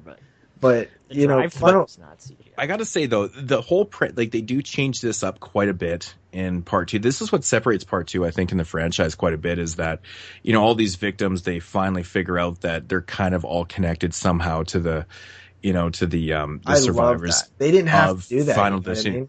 they didn't have to, and I think it was really cool. And then they all kind of realize why they're there. You know, they've all once cheated death themselves, and it's kind of come full circle on them now. Cool. And I really thought that premise was fucking awesome. Yeah, I think it's the butterfly effect. It totally is. It's really, really cool how they did that and how they developed it and stuff.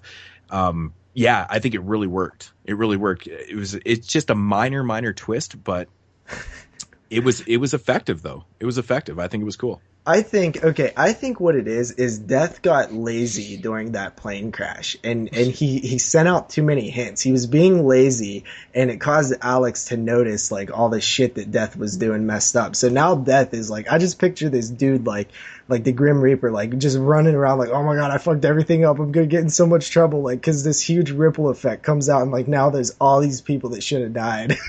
And now he's like double timing it, trying to kill all of them, doing all this crazy shit. Nice. I have to say though, overall, like the kills in or the death scenes, I always call them kills, however you want to interpret it, are awesome. I think there's a lot of good ones in Final Destination 2. I think it's the best in the franchise. Yeah, the overall scope of deaths. Yeah, sure. The deaths and just the premise, and this movie just seems like. Yeah, and plus the body count is like, well, more than doubled from the first film. I think there's 12 in this film, which is pretty cool. But it was utilized effectively too, in my opinion, anyways. But yeah, and I think the signs of the early premonition are even more eerie and stuff in this one. The Highway to Hell song, the pile up, all this shit that she's seeing on the road is just like, you know. And I love how like the reference to the first film was like next 180. I thought that was fucking awesome. Yeah. Mm-hmm. And even the intro at the very beginning when the guy's talking on the TV and he's like, Flight 180 was this, and they knew they had a permanent. Like, I like that stuff, man. That was a cool opening. That's one thing about these movies, though, is actually quite interesting. Is the news reports and like all the films sound so fucking legit. Yeah, they all sound so good.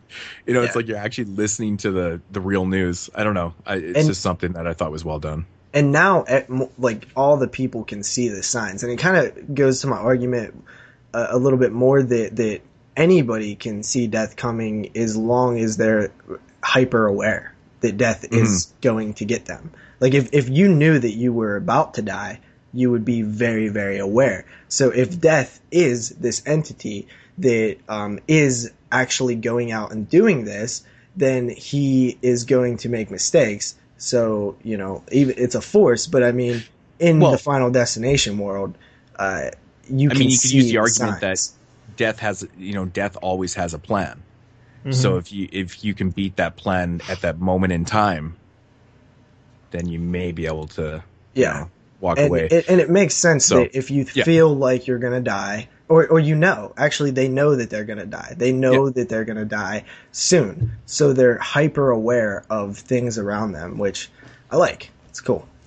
Mm-hmm. I love the guy in the elevator with the hooks. I was just thinking of Candyman there. When he's sniffing her, I was like, oh, that's Candyman. Hooks, man.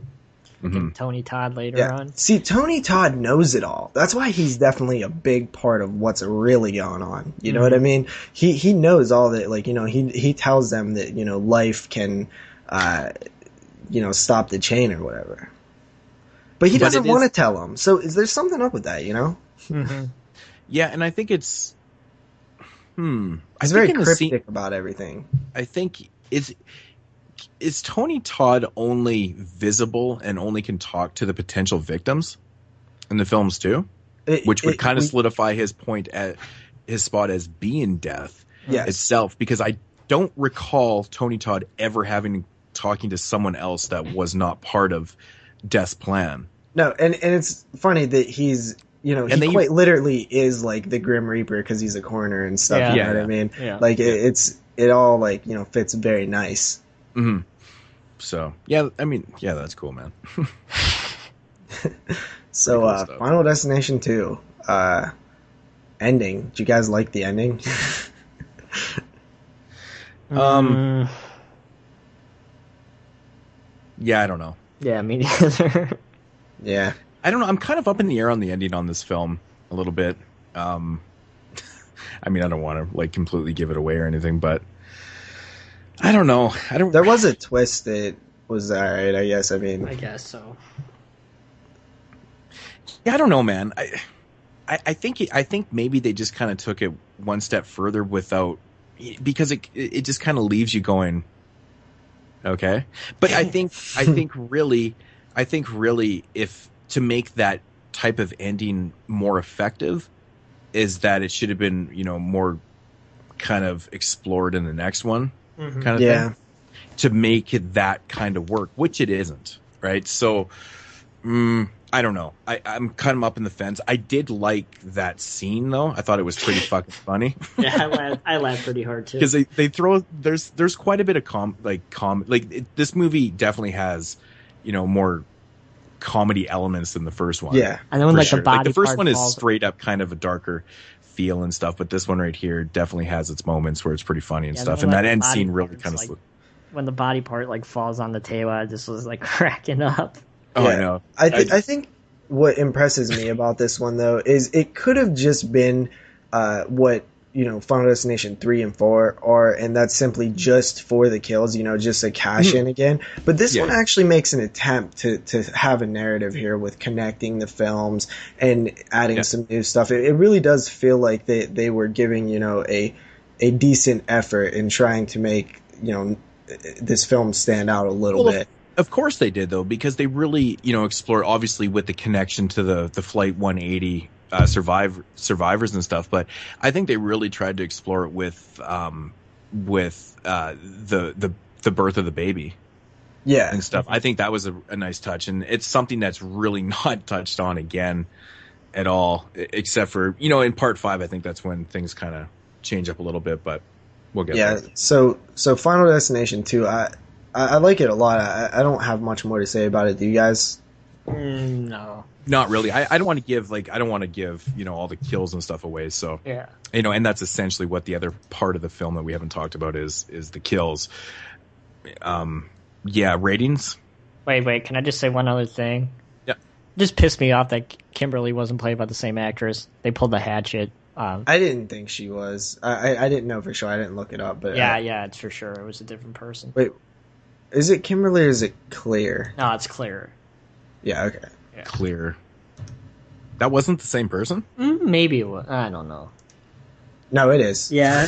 No, I was pretty positive it was the same actrors. Yeah. She just has different hair. Yeah, I think that's what threw you off. But because I was wondering if it was too, but no, I was positive it was. I was questioning myself there for a second. I was like, oh shit, maybe it was. Don't listen to me tonight. All right, so ratings on Final Destination 2. Who wants to go first? You go, JP. I went first last. All right. I give Final Destination 2 a 7.5 out of 10. That's exactly what I have written down, 7.5 out of 10. So we are pretty much on the same page here. Nice. Are you ready for this? 7.5 out of 10. Oh, wow. Well, this is a fucking 22 shots of Moodz and Horror first. A little eerie here, guys. Eerie. It is. Well, what the fuck? We got to pay attention to these movies are all about being eerie, and this is getting weird. Well, it's only going to go downhill from here, so. So Final Destination 3, the roller coaster disaster. Okay, which is physically impossible, but.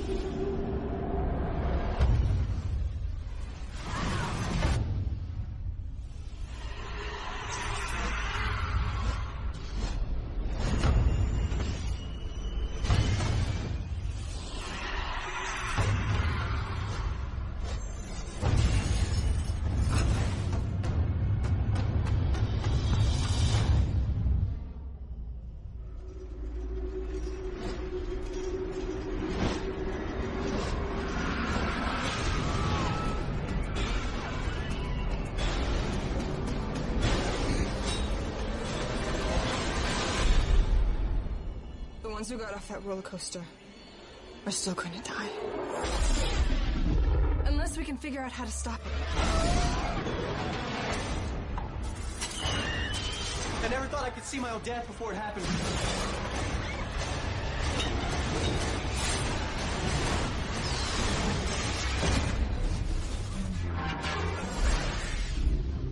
Final Destination 3 from the year 2006. This follows high schoolers again. This is a senior trip to an amusement park where the students board a roller coaster. That's the premonition this time. She gets a premonition, gets everybody off the roller coaster, and once again she has clues to their upcoming deaths once they cheat death. And this time she has her clues in photographs that she took throughout the night. So they kind of changed it up a bit. And she's a fucking bitch. Yeah, I mean, it was an attempt. I think it was a little far-fetched with the pictures a little bit. I didn't like it. I appreciated the effort a little bit, but yeah. I didn't like it. But then again, I do kind of like the premonitions that are a bit more like the first film where like a fan cuts up a piece of paper and there's like a word Todd on the paper. Mm-hmm. Yeah, you know what I mean? Like I like the ones that are more simple like that instead of the ones you get in 4, which are like flashes of craziness, CGI. Yeah. So yeah, Final Destination 3. I love the roller coaster idea, but unfortunately, I think that the physics in it are just awful. I just feel like everything feels animated. Yeah. And not just because it's CGI, a lot of it, but actually like it just feels like a cartoon. Like the physics are really off. Yeah, it really does. It's executed poorly.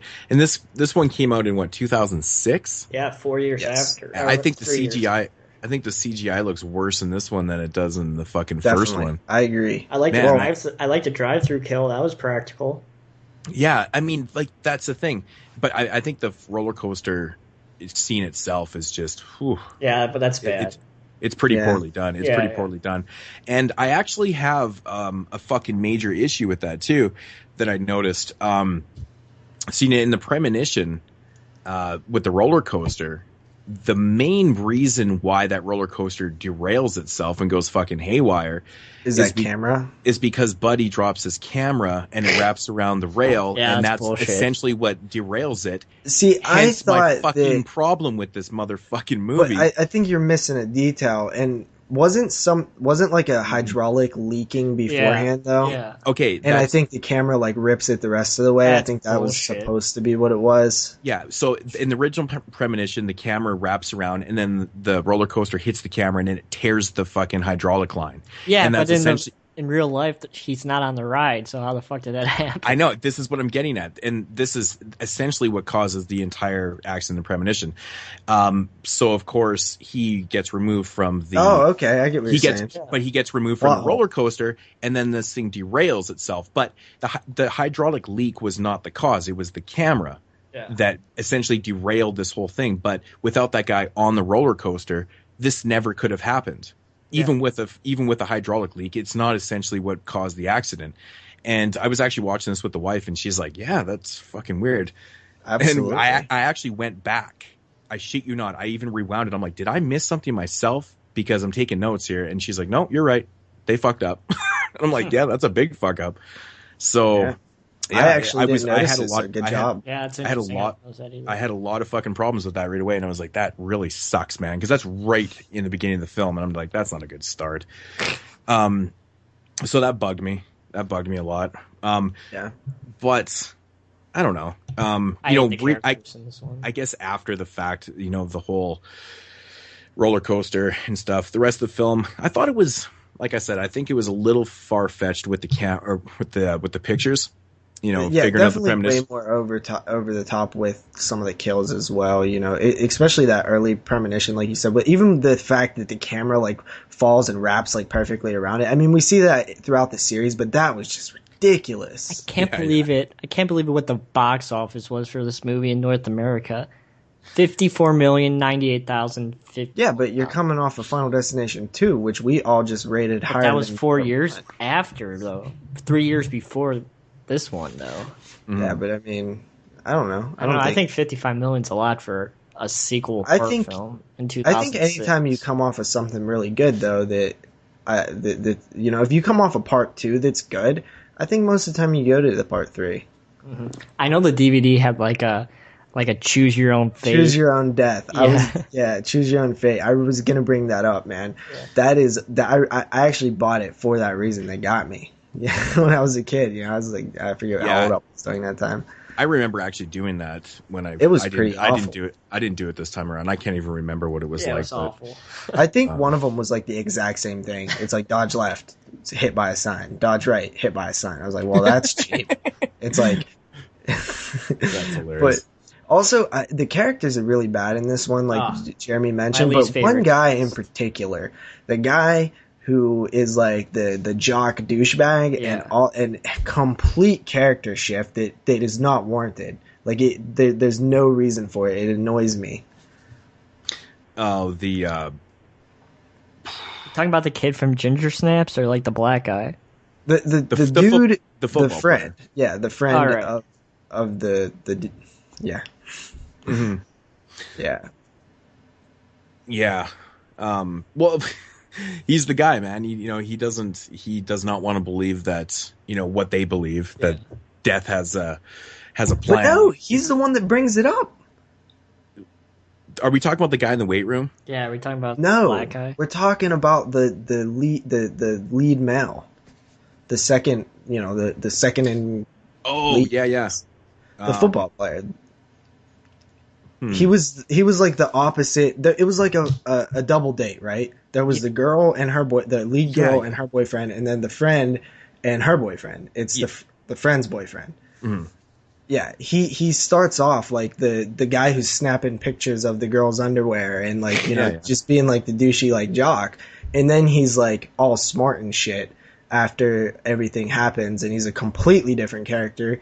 And two, he's the one that brings all the information. He went Googling, which is a very common theme in these films, but he went and found the Flight 180 and the Powell-up thing. And then after she's like, I think you're right about this. He's like, oh, I don't know about that, man. Yeah, like, what? Yeah, totally. I got to say, that was a pretty good Gooch shot they got there, though. That was a good upskirt, man. It wasn't bad. Yeah. It wasn't bad. But no, I know what you're saying. No, it was, they were on the double date and her boyfriend died and his girlfriend died. So they had to work together and they weren't even friends and stuff. So it was that type of storyline. How about Frankie Cheeks, man? What's that? Frankie Cheeks. Frankie Cheeks, yeah. Yeah, that character was, oh man, funny, I guess. Yeah. So in Final Destination 3, this is where we get to see our first boobs. Yeah, tanning bed scene. They look like shit. Pretty solid, actually. Really? I didn't like that one. I gotta say though, I think it was a little far fetched when that board fucking went right in between. Dude, far fetched. The whole fucking series is far fetched. But that was a little ridiculous. Come on, dude. It went like, if you actually look at the way it's set up, though, there's no way that board could have fallen in there like that. It could, by the way that they lift it up at the same time. Like the things that are actually, one in a billion or whatever, I'm fine with. But the things that are actually impossible, like that camera falling and wrapping around the track, like those are the ones I'm not, comfortable with. But I didn't see the tanning bed board thing being like completely impossible. It fell at an angle, and when they lift up, it slid in between the bars. I don't know. Yeah, I guess. And of course another scene with water involved. The water from the squishy. Yeah. I mean, water's like the easiest thing to come by. That and wind. So totally. But yeah, I don't know. I didn't mind that scene. I think that was kind of a nasty way to die. But the drive-through kill, man, is fucking one of my favorites in the series. It's good. Really? I think the effects are fucking awesome in that scene. Oh yeah, that was fucking Frankie Cheeks, was it? Yeah. Frankie Cheeks, man. He, the fan. Yeah, that was fucking brutal. I thought it was pretty good too. It was all practical, so it's like, that looks good. Yeah. Yeah, Final Destination 3. Also, we have Texas Battle in this film. You guys know who that is? No. He was in Wrong Turn 2. He was the black dude. His real name is Texas Battle. Really? Yeah. Texas Battle, he was the black guy in Wrong Turn. He's the black guy in this movie too, JP. Just say the black guy in this movie. But I mean, his name's Texas Battle. I think that's pretty cool. We just thought I'd throw that out there. Interesting. So I do like, once again, the callbacks, and that's what I always appreciated in the Final Destination franchises. There's a lot of callbacks because you see the Flight 1. They're still talking about the Flight 180 thing, which is rare in the third film, you know. And then also they're talking about the. It's funny because these films really do all play out the same way. The premonition happens, you know. They do one character does some googling, finds the shit out about Flight 180, and then the lead character tries to tell people and nobody believes them, and then slowly people start believing them and they try to dodge death and it never works. Exactly. There's so really not anything more to it than that. This one they did start doing the how about I kill you thing. And one thing that I will bring up, is I think that they should play on, if they make another one, they should play on the fact that you're invincible when it's not your turn. You know what I'm saying? Yeah. You are literally invincible. You can't die. They show it in Final Destination 2 when the guy tries to shoot himself 6 blanks in a row. Yeah. The guy tries to hang himself in FD4. If somebody realized holy shit, I'm invincible, and maybe this person is a bad person, they could go do some crazy shit or something. You know what I mean? Yeah, I mean, I guess so. That's where I actually noted that too. That's where they introduce, I guess Ian's character right after his girlfriend gets killed in that scene in the wherever they're working, some kind of some Lowe's or Home Depot or some shit. Depot. Yeah, in the warehouse or whatever. But of course he blames, the main characters for what's her name? Yeah, overacting. Is Laura no? It's Wendy. Wendy's the main character. But of course he blames her, and then he goes fucking ballistic, and then he's gonna go and kill them and shit like that. I thought that was just too obvious. Yeah. For some reason, all of these characters reminded me of Daria. Daria, nice. Yeah. Yeah. So Jeremy, you said you thought Wendy was a bitch. She was a bitch, man. In the beginning when she's when he's oh, let me talk to you. She's we're not even supposed to be together. We don't even like each other. I was what a bitch. I kind of like that. I thought it was a character that spoke their mind. I don't know. I thought I've always kind of enjoyed when the characters go against the grain a little bit, when your lead character isn't so much like the final girl. You know what I mean? She has a little edge to her, and she's kind of an unhappy person, sort of a bitch. I don't mind it. She became less bitchy as it went on. Yeah, and that brings us to the third act of this film. I really think the third act in this film is terrible. This is where they introduce the the second premonition in the film, and essentially the downfall of all the characters. But going back to what JP said about the screenwriters are not being able to write an ending, do you think this is the ultimate cop-out right here? Yeah. I guess. I mean, it's just the same shit as the beginning, right? It really is. And then but that's the way the film ends. It's just fucking, it is what it is, It's literally the same problem in all the films, though. They just don't know how to end them. Yeah, but where's the girl from Final Destination 2? But this is where they introduce, basically no characters, coming out alive. And so they basically they kind of end the film. But is that effective or is that not effective? Because essentially that's what the fucking thing is about death coming to get you. And they kind of like the reveal. I like the reveal that what was happening, but ending it that way, cut, end, I didn't like. I do think it's a cop-out. But I did like the reveal when they realized what's going on. I thought that was well done. Mm-hmm. Yeah, I don't know. I just had a lot of I mean, I guess it works on some levels, but at the same time, it's just that's the ending. I mean, that's the reaction I have to it. It's fuck. Oh, well. I guess those characters aren't carrying over into part 4 type thing. So, you know what I'm saying? There's just no hope, but Yeah, I think this is really the first like straight up cash in where it's literally about the deaths. The characters are wooden and uninteresting, and it's just. But to me, I actually don't like a lot of the deaths. I mean, like that falling sign death is awful. It looks like a goddamn cartoon. Oh well, that was. Well, it looks shitty in Final Destination 2 also, though. When the glass, like, falls from the...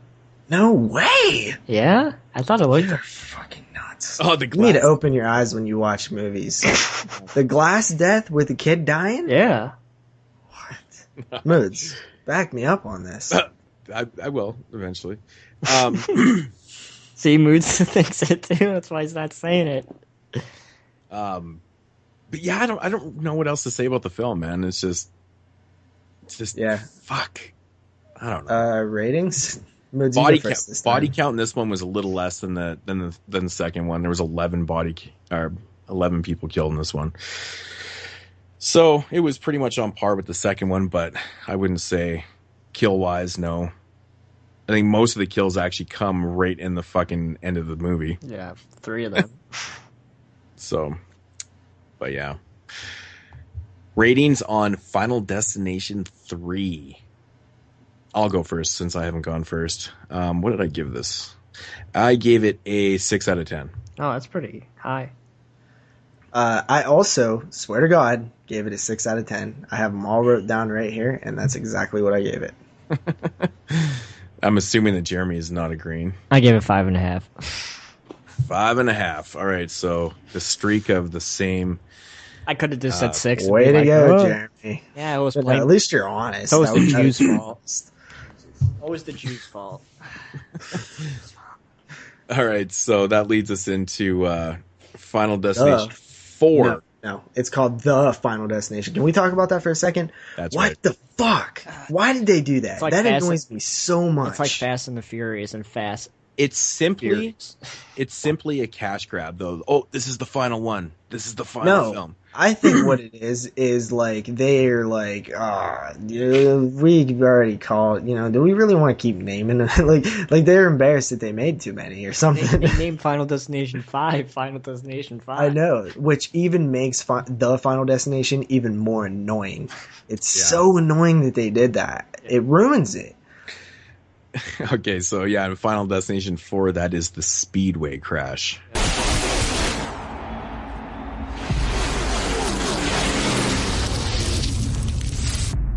Hey, how old is this place?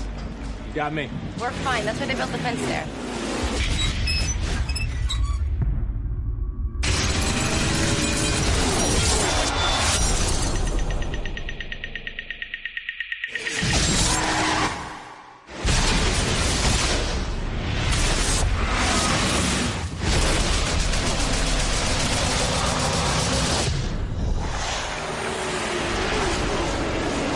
We have to get out of here. We're all gonna die, all right? There's gonna be a crash. Have you lost your mind? You saw it before it actually happened. We're alive, and so are a lot of other people. I keep having these visions. I see how the next person's gonna die. What do you mean, the next person? Survivors in the accident. What if we weren't meant to survive? What's gonna happen to us? I think we can stop it. Look out!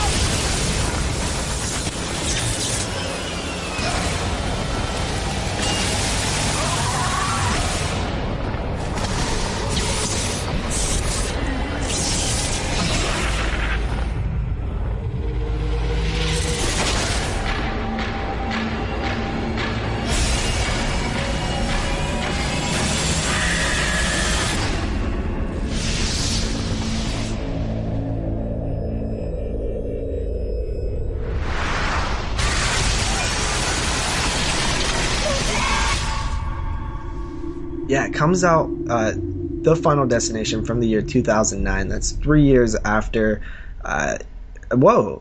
2000, 2003, 2006, and 2009. Every 3 years. Yeah. So this one follows a bunch of bland-ass characters at a, generic NASCAR event where the cars break and kill people with big ass CGI tires, and it's the same premonition bullshit. And this time, that's it. This one is exactly. There's like nothing even. Okay, JP, what's your rating? This one, this one right here actually starts out with some comedic shit. I actually laughed out loud at the mom with their two boys putting the tampons on the kids' ears. I actually didn't. Really? I thought that shit was fucking funny as hell. It's disgusting. Come on, man, that's funny. It's just cotton. No, but I mean, they're supposed to be in a vagina, not an ear. Come on, let's face it. It's funny. It is funny.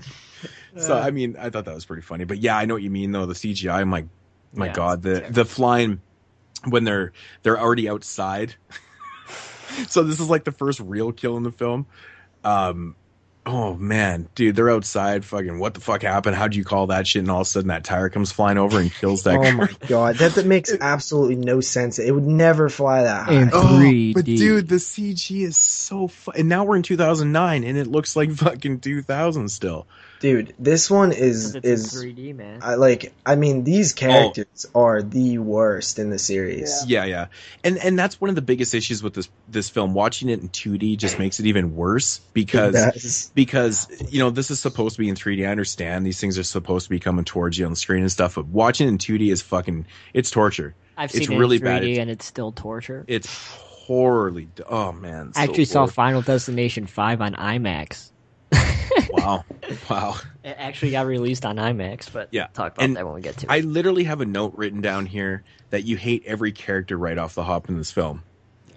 So JP touched on that. There's no likable characters in this film. So it's just like, what the fuck, come on. I did notice, of course, a lot more comedic. Oh, totally. Like the pool scene is just like the pool death. This is like this is where honestly that's not even funny to me. That's actually annoying. Like I find that to be just silly and stupid. Yeah. JP getting all serious, but one thing they have the homages, to the original film and stuff. In this one, of course, they're sitting in section 180 at the Speedway, which also brings up a point that number has some significance. I mean, if you're gonna write a 6th film and you want to delve more into the mythology, there's a lot of stuff to work with. Mm-hmm. 180, McKinley, the name McKinley. Because it's the name of the school the name of the school and the character in Final Destination 3, and then it's the name of the raceway in Final Destination 4. Uh-huh. Mm-hmm. Yeah. So in my opinion, this film right here has the worst opening premonition scene in the franchise. God. The Speedway crash is by far, in my opinion, the worst one. It's just terribly done. It's just really, really fucking bad. It just looks bad. Even the seats look like a set or something. It looks like it was just built. Like, it looks awful. Yeah, it looks terrible. Yeah. And another thing I noticed in this film, I don't know if you guys noticed, but you probably wouldn't, but they've got like just the most generic studio sounds put into this film. Like they literally lifted, like there's certain studios have like CD of sound effects and stuff, and they're like generic, but like in certain films you can recognize certain screams and shit like that. Yeah, like I've recognized so many sound effects in this film. I was like, fuck off, man. It's like the public it's so domain bad of sound effects. It was, man. It was really, really. It was annoying the shit out of me because, of course, sound is a thing I used to do, and it was getting on my nerves, man. It really was. I'm not gonna lie. So, but. Yeah, and how about the premonitions in this one when he sees somebody's death? It's all like a CGI, like 3D effect. It's so annoying. Yeah. It's so shitty, dude. Yeah. This whole movie is just garbage. This one made me this franchise was like dead to me. Like after this one, I was like, oh well, they had 3 alright films, but this one, definitely. Way down in quality, and I'm surprised there was ever a 5th one. But because it made $187 million at the box office. That's because they threw that fucking The Final Destination in there, and of course they doubled it up with 3D. Yeah. Every and at this point, I mean, if you go to see a Final Destination, the first 3, I mean, you're gonna walk out like enjoying your experiment or your experience. Even with Final Destination 3, it wasn't like super great, but like I still think that, and these are the films that kids go to, right? I mean, the ones that are all about the deaths. That's Friday the 13th, right? So this one just. It's garbage. They pulled a fast one, man. They tricked some people. This one definitely had its ridiculous comedic scenes in it. I mean, this is probably dude dragging the cross. Okay. This is literally what I'm getting at right now. But I mean, his like head lands on the lawn. I'm like, what the fuck funny. am I watching? This type of thing isn't funny, but it's funny how they did it because, you know, you got this redneck hillbilly, he's totally a racist, and he's going to burn this cross on this black guy's lawn, and he essentially totally fucks up hardcore. But as he's going to put this thing into the ground, of course, you know, death is in action and turns the stereo on, and the fucking song that comes on is "Let's Be Friends." I fucking started laughing so hard. I was like, that song it's so perfect for the scene, but it's just so fucking ridiculous. And then he gets like, his death is so ridiculous, man. I think that it is possible that maybe the creators were a bit aware that people were really just going to see the death, so they intentionally made the characters bland and unlikable. I mean, that's possible. It is possible. It's yeah. I mean, it makes sense because these characters are by far the worst in the film. Oh, for sure. How about when dude gets smashed by the bus? That was kind of funny, right? Well, of course. And then when it happens again, that's when it's really funny because he's like, oh wait, and then it's just like he can't do it. Yeah. So this one is just poor in all the areas, right? I mean, there's nothing unique about it. Well, this film to me is essentially part 3, but like on a shittier scale. Yeah, because everything about this is film, full blown shark jump. Yeah. Nice. I haven't heard that term in a while. But yeah, it's essentially the same thing with the exact same outcome. Mm-hmm. Yeah, and absolutely no Tony Todd in this one. I mean, not even like a cameo voice. No, because he didn't want to be associated with this shit. That's another thing I noticed. Like they didn't even try in this film. You know, they didn't even try to put death into it's fucking stupid. Yeah, well, I do know that, remember when I said the producer was on a podcast I heard? This was Adam Green's podcast, actually. But he did say that they really dropped the ball on this one, and it was just no creativity, and it was like, let's pump another one out, let's get it out there, and it was just, you know, poorly thrown together with no real thought behind it. Yeah. The one interesting thing that I thought that they did with this one, because, you know, in Final Destination 1, all the survivors were friends. In part 2, they were complete strangers. Part 3 went back to like the high school. Kind of, you know, they're pretty much all friends and stuff like that. And this one right here was kind of mixed. Yeah, it was. Right, it was like friends. But the thing is, you don't really know any of the even the characters, the non-friends. Like, you barely see them. Like, they just kind of die. Yeah. Oh no, it's done horribly. It's done horribly. And like, even like, there's certain scenes in this film that are so over the top and they're just done for comical relief, like for comic relief. Like the part where the chick's fight, where her eye pops out of her head and then gets run over. Yeah, it's like, what is this, Friday the 13th Part 3? Like, I'm just like, what the fuck? I started laughing so hard. I'm just like, I will say that the escalator, like, premonition death was pretty violent. Oh yeah, it was brutal, but you know, it's too bad that wasn't the actual death. Yeah, you know, but you know, it is what it is. Yeah. I don't know. I get, like, even in the premonition, actually, the scene, which is, I mean, I guess it's kind of obvious to do it like that. They're in the theater watching a 3D film, which of course you're supposed to be watching in 3D. Yeah. And then the scene where, you know, there's an explosion on the screen is when, you know, behind the screen actually explodes into them.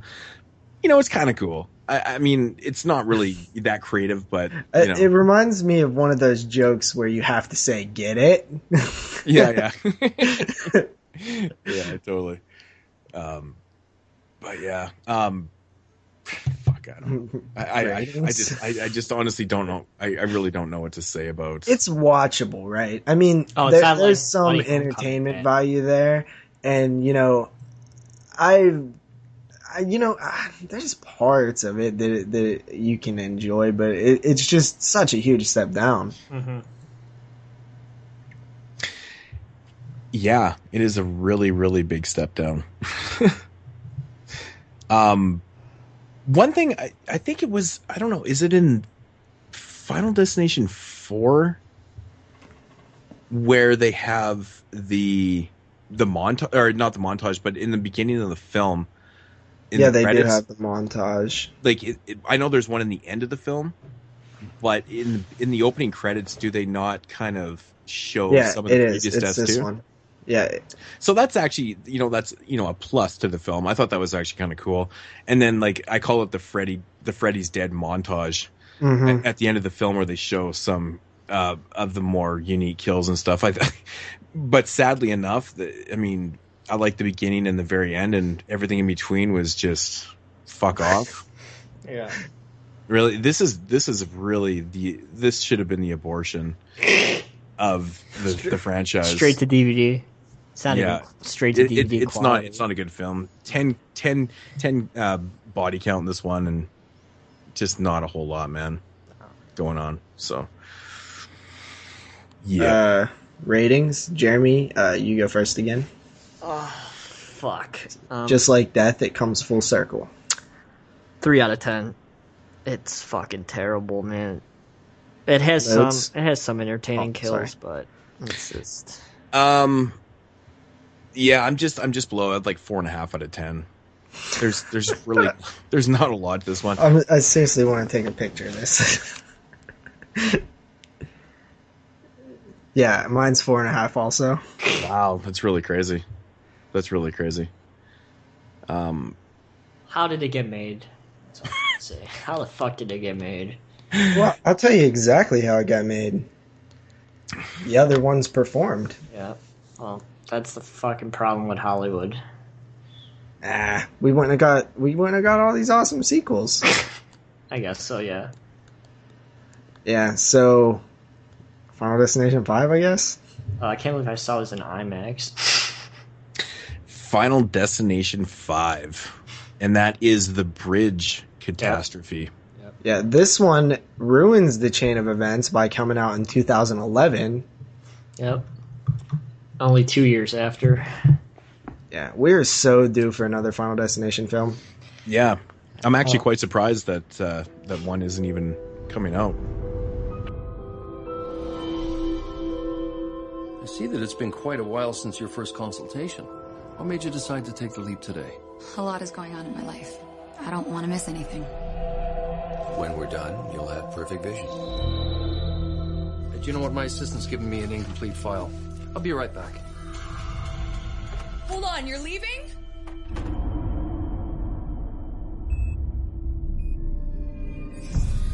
Is that supposed to be happening?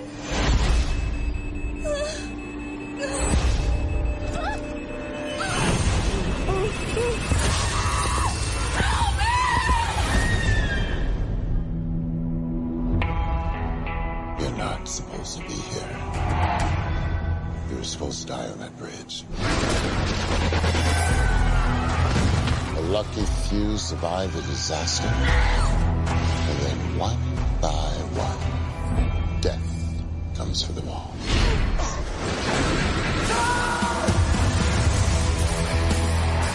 Are you saying that we can't stop this?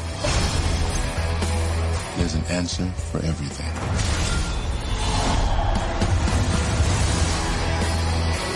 It's kill or be killed. Nobody's safe. Oh my God.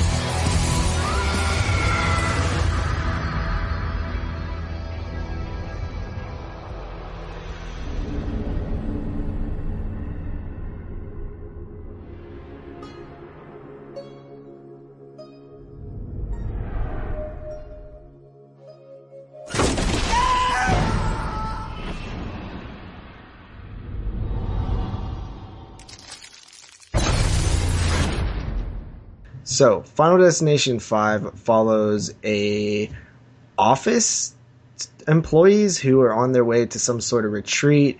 They're in a bus. They park on a bridge. The lead character gets a premonition.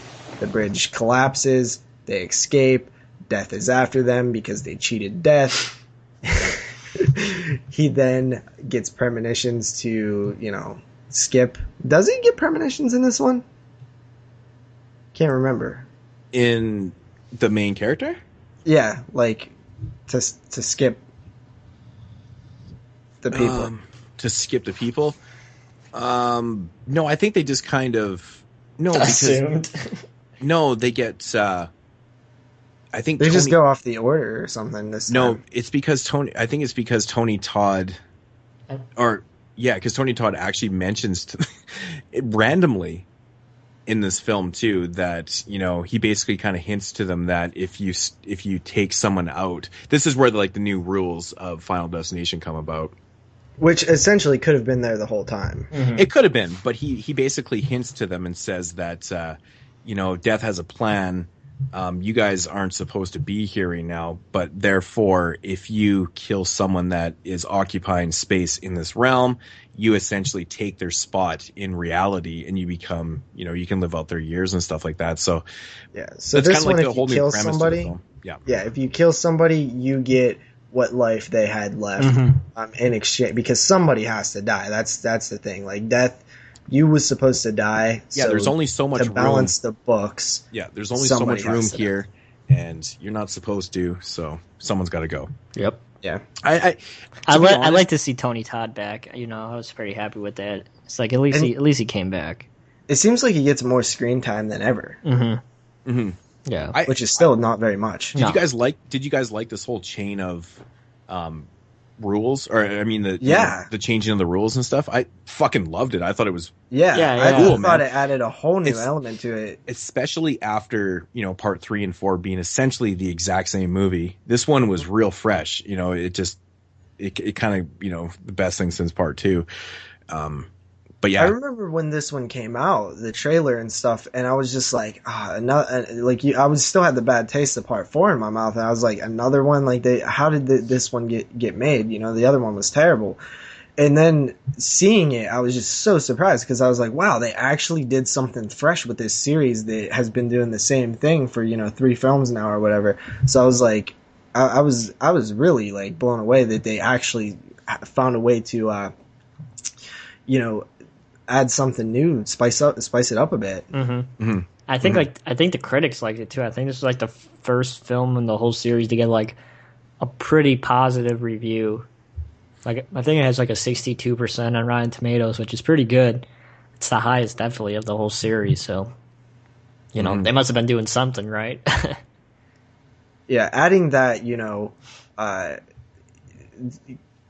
friends turning on each other angle, like that they almost could have played it up a bit more if they started from the very beginning. It seems like they didn't really go down that road until the end of the film. But I will say,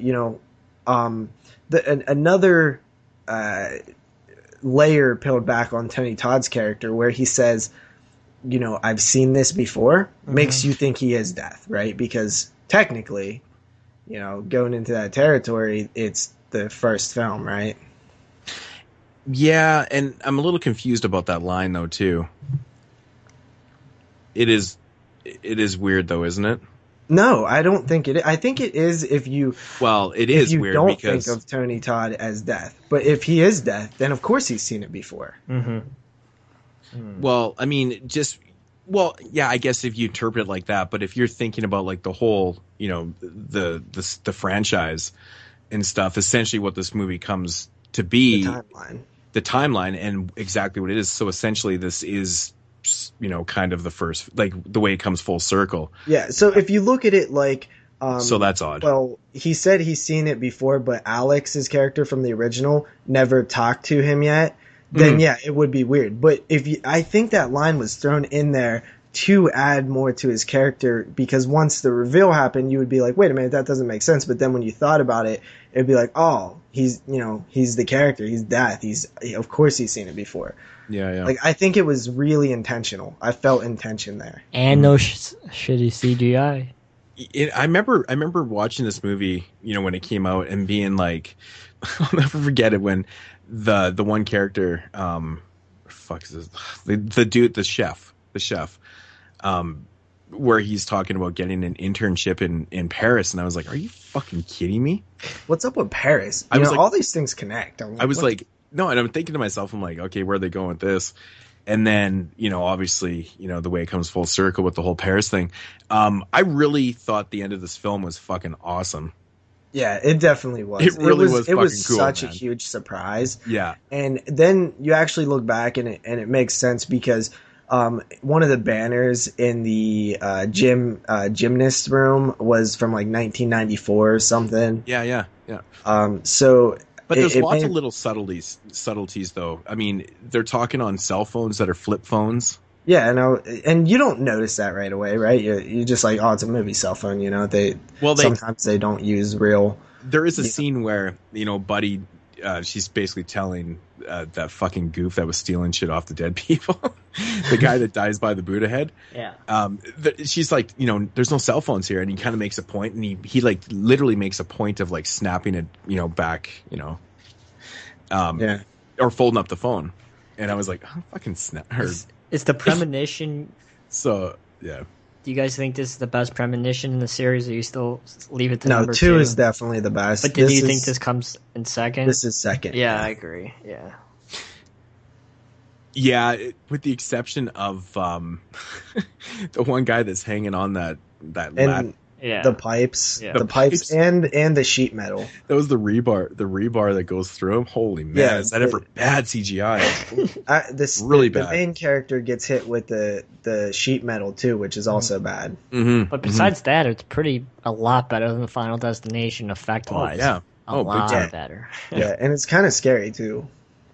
Yeah, I like the gymnastics scene. I think it's very Hitchcockian with building up suspense and things like that. It's pretty good. Mm-hmm. Can't believe I compared Hitchcock to a Final Destination film. Yeah, but I know what you mean, how Hitchcock will let the audience see the problem, but the characters don't see it, so it builds tension with the screw. Yeah, I get it. But called the bomb effect. Yeah, it is. I think the montage was actually in this film. It was at the end of 5, wasn't it? Yeah, wasn't it 4? Yeah. I'm getting, for some reason, these two mixed up, but I think it's actually the end of this one. But yeah, I like this movie, though. I mean, this one doesn't have the biggest body count. It's got one of the smaller ones, but I think everything's kind of... It's a solid Final Destination. Yeah, it's good. It really is. Yeah, it's the third best, which is pretty good. It's got one of my favorite kills in the franchise. Same. Or deaths. It has my favorite death in the franchise. But yeah, I don't know. I mean, without giving everything fully away, I think the end of the movie is really strong. It's really fucking strong. Yeah, I think the whole thing with with Peter trying to kill Molly at the end of the film was a little insane. Maybe a little over the top and stuff. A little bit. It seemed a little off, I should say. Mm-hmm. It didn't have to go down like that, but besides like the little issues, I think as a whole the film's actually pretty well done. Mm-hmm. Yeah, and I also, one thing I just really quickly, I want to go back to part 3. There was actually something that I remembered that I forgot to mention. And I was actually impressed at one of the shots in part 3, and it's when the girls die in the tanning bed, and then it cuts to their caskets at that same top view. Mm-hmm. I was like, all right. You know what? I didn't it's called a bird eye view, JP. I didn't even take note of that. Actually, that's interesting. And I noticed another thing about interesting between Final Destination 2 and Final Destination 3. Remember when they're driving on the highway and they pass the guy that's drinking? And on the side of the truck, it says "drink responsibly." Well, I noticed that. In the third film, there's the same thing that says "drink responsibly." So it's like, do they take place in the same universe, or what's going on here? But, yeah, they absolutely do. Also, in this film, there's a few throwbacks too. Yeah. One, the log truck that you see that kills the cop in part 2, that's on the bridge. Yep. And the picture of the girl has the same roller coaster. The picture that she drops off the desk and it cracks, it's the roller coaster. Yep. The devil, whatever it's called. That's right. Yeah. Yeah, you guys are pulling all the shit up that I have written here. Awesome. Yeah, I noticed a lot. I think there's got to be more in there too. Just you have to really. I love that stuff though, man. No. I love that's what separates callbacks. this one. That's what separates this movie because they did a good job. They paid attention to details and they threw in things, for us to actually discuss. How about the guy who was the dick at work, right? You know that guy? Yeah. Mm-hmm. At his funeral thing, in one of the pictures, it has the car from Final Destination 4 that like crashes or whatever in the main opening. Huh. I did not notice that. Yeah, like I think he was he's like the driver of that car. He was or something. He was like, or he was a fan of that or something. Huh. Interesting. So ratings, everybody. Yeah, I'll go first since keep him with the order. I gave Final Destination 5 a 7 out of 10. Oh, dude, this is fucking bizarre. That's exactly what I gave it. 7 out of 10. No fucking lies. I will literally show you that. I'll send you this right now.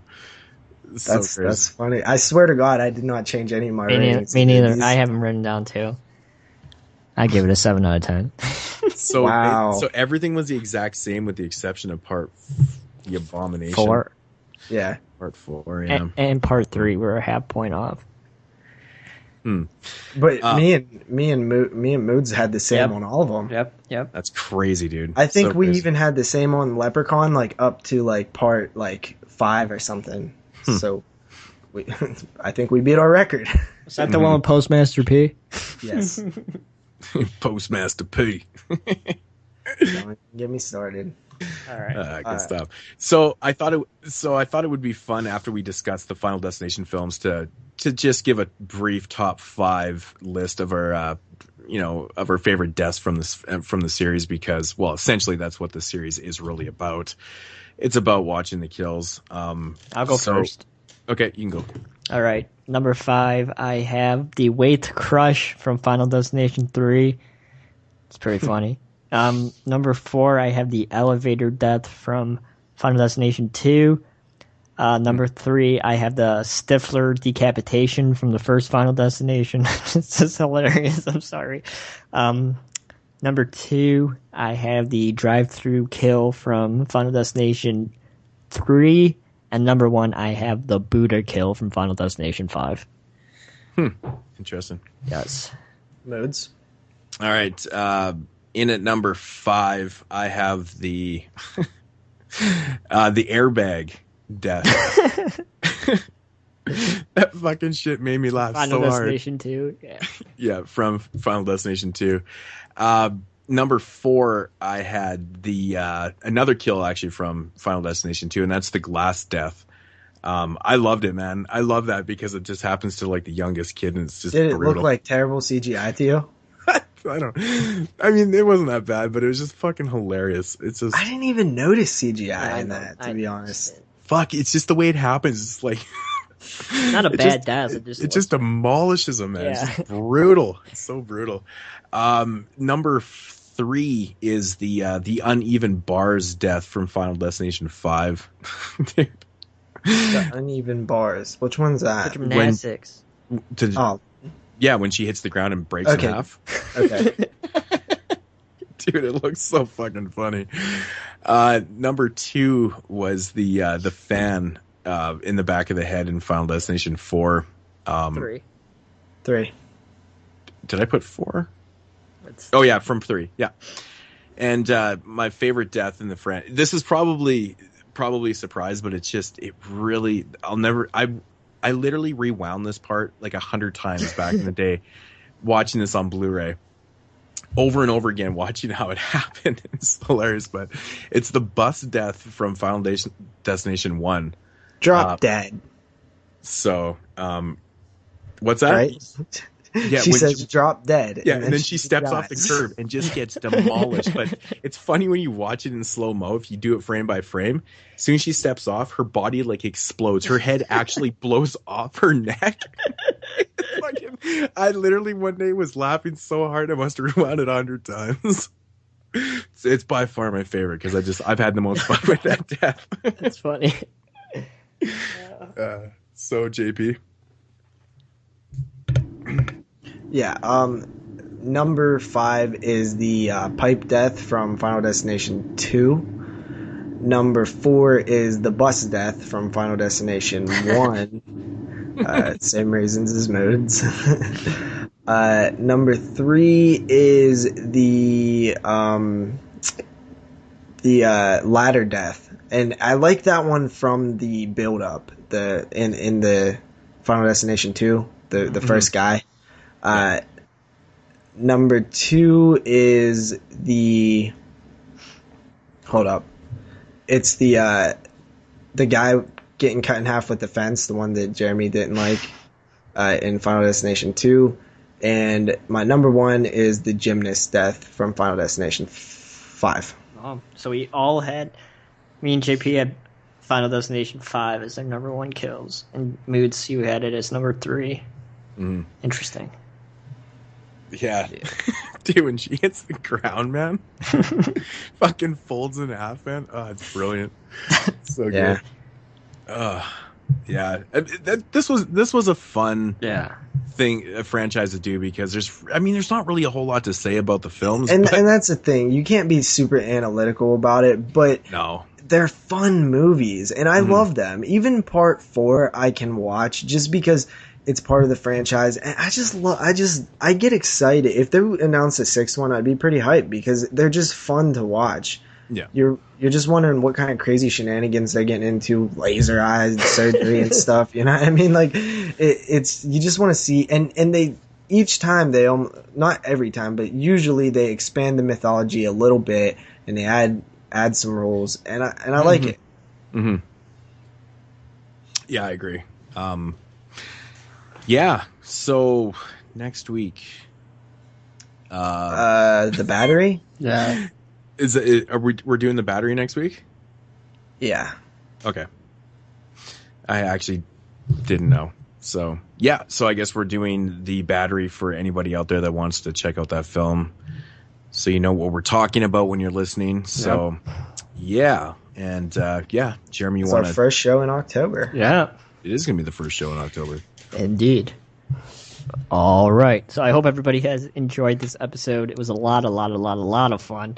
I think we all enjoyed talking about the Final Destination series. So, of course, this was the 22 Shots of Moodz and Horror podcast. If you want to follow the man himself, Moodz616, you could do so at youtube.com/Moodz616 or click the subscribe button right down below this video. Of course, I am Jeremy, aka NES Ruler 22, aka the man who doesn't know that Sweden is in Scandinavia. You can follow me on my channel at youtube.com/NES Ruler 22.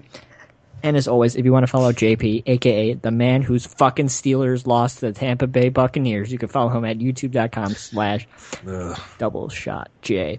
And as always, if you have any questions, you could email us at the 22 Shots of Moodz and Horror at 22 Shots of Moodz and Horror at gmail.com. That's A&D, not the and symbol.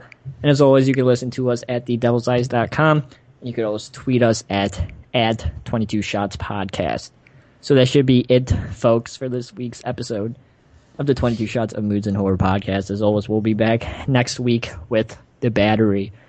And as always, everyone have a good rest of their week, and we shall talk to you guys again next Tuesday with the new episode of the 22 Shots of Moodz and Horror podcast. Everyone have a good rest of your week. Yeah. Peace.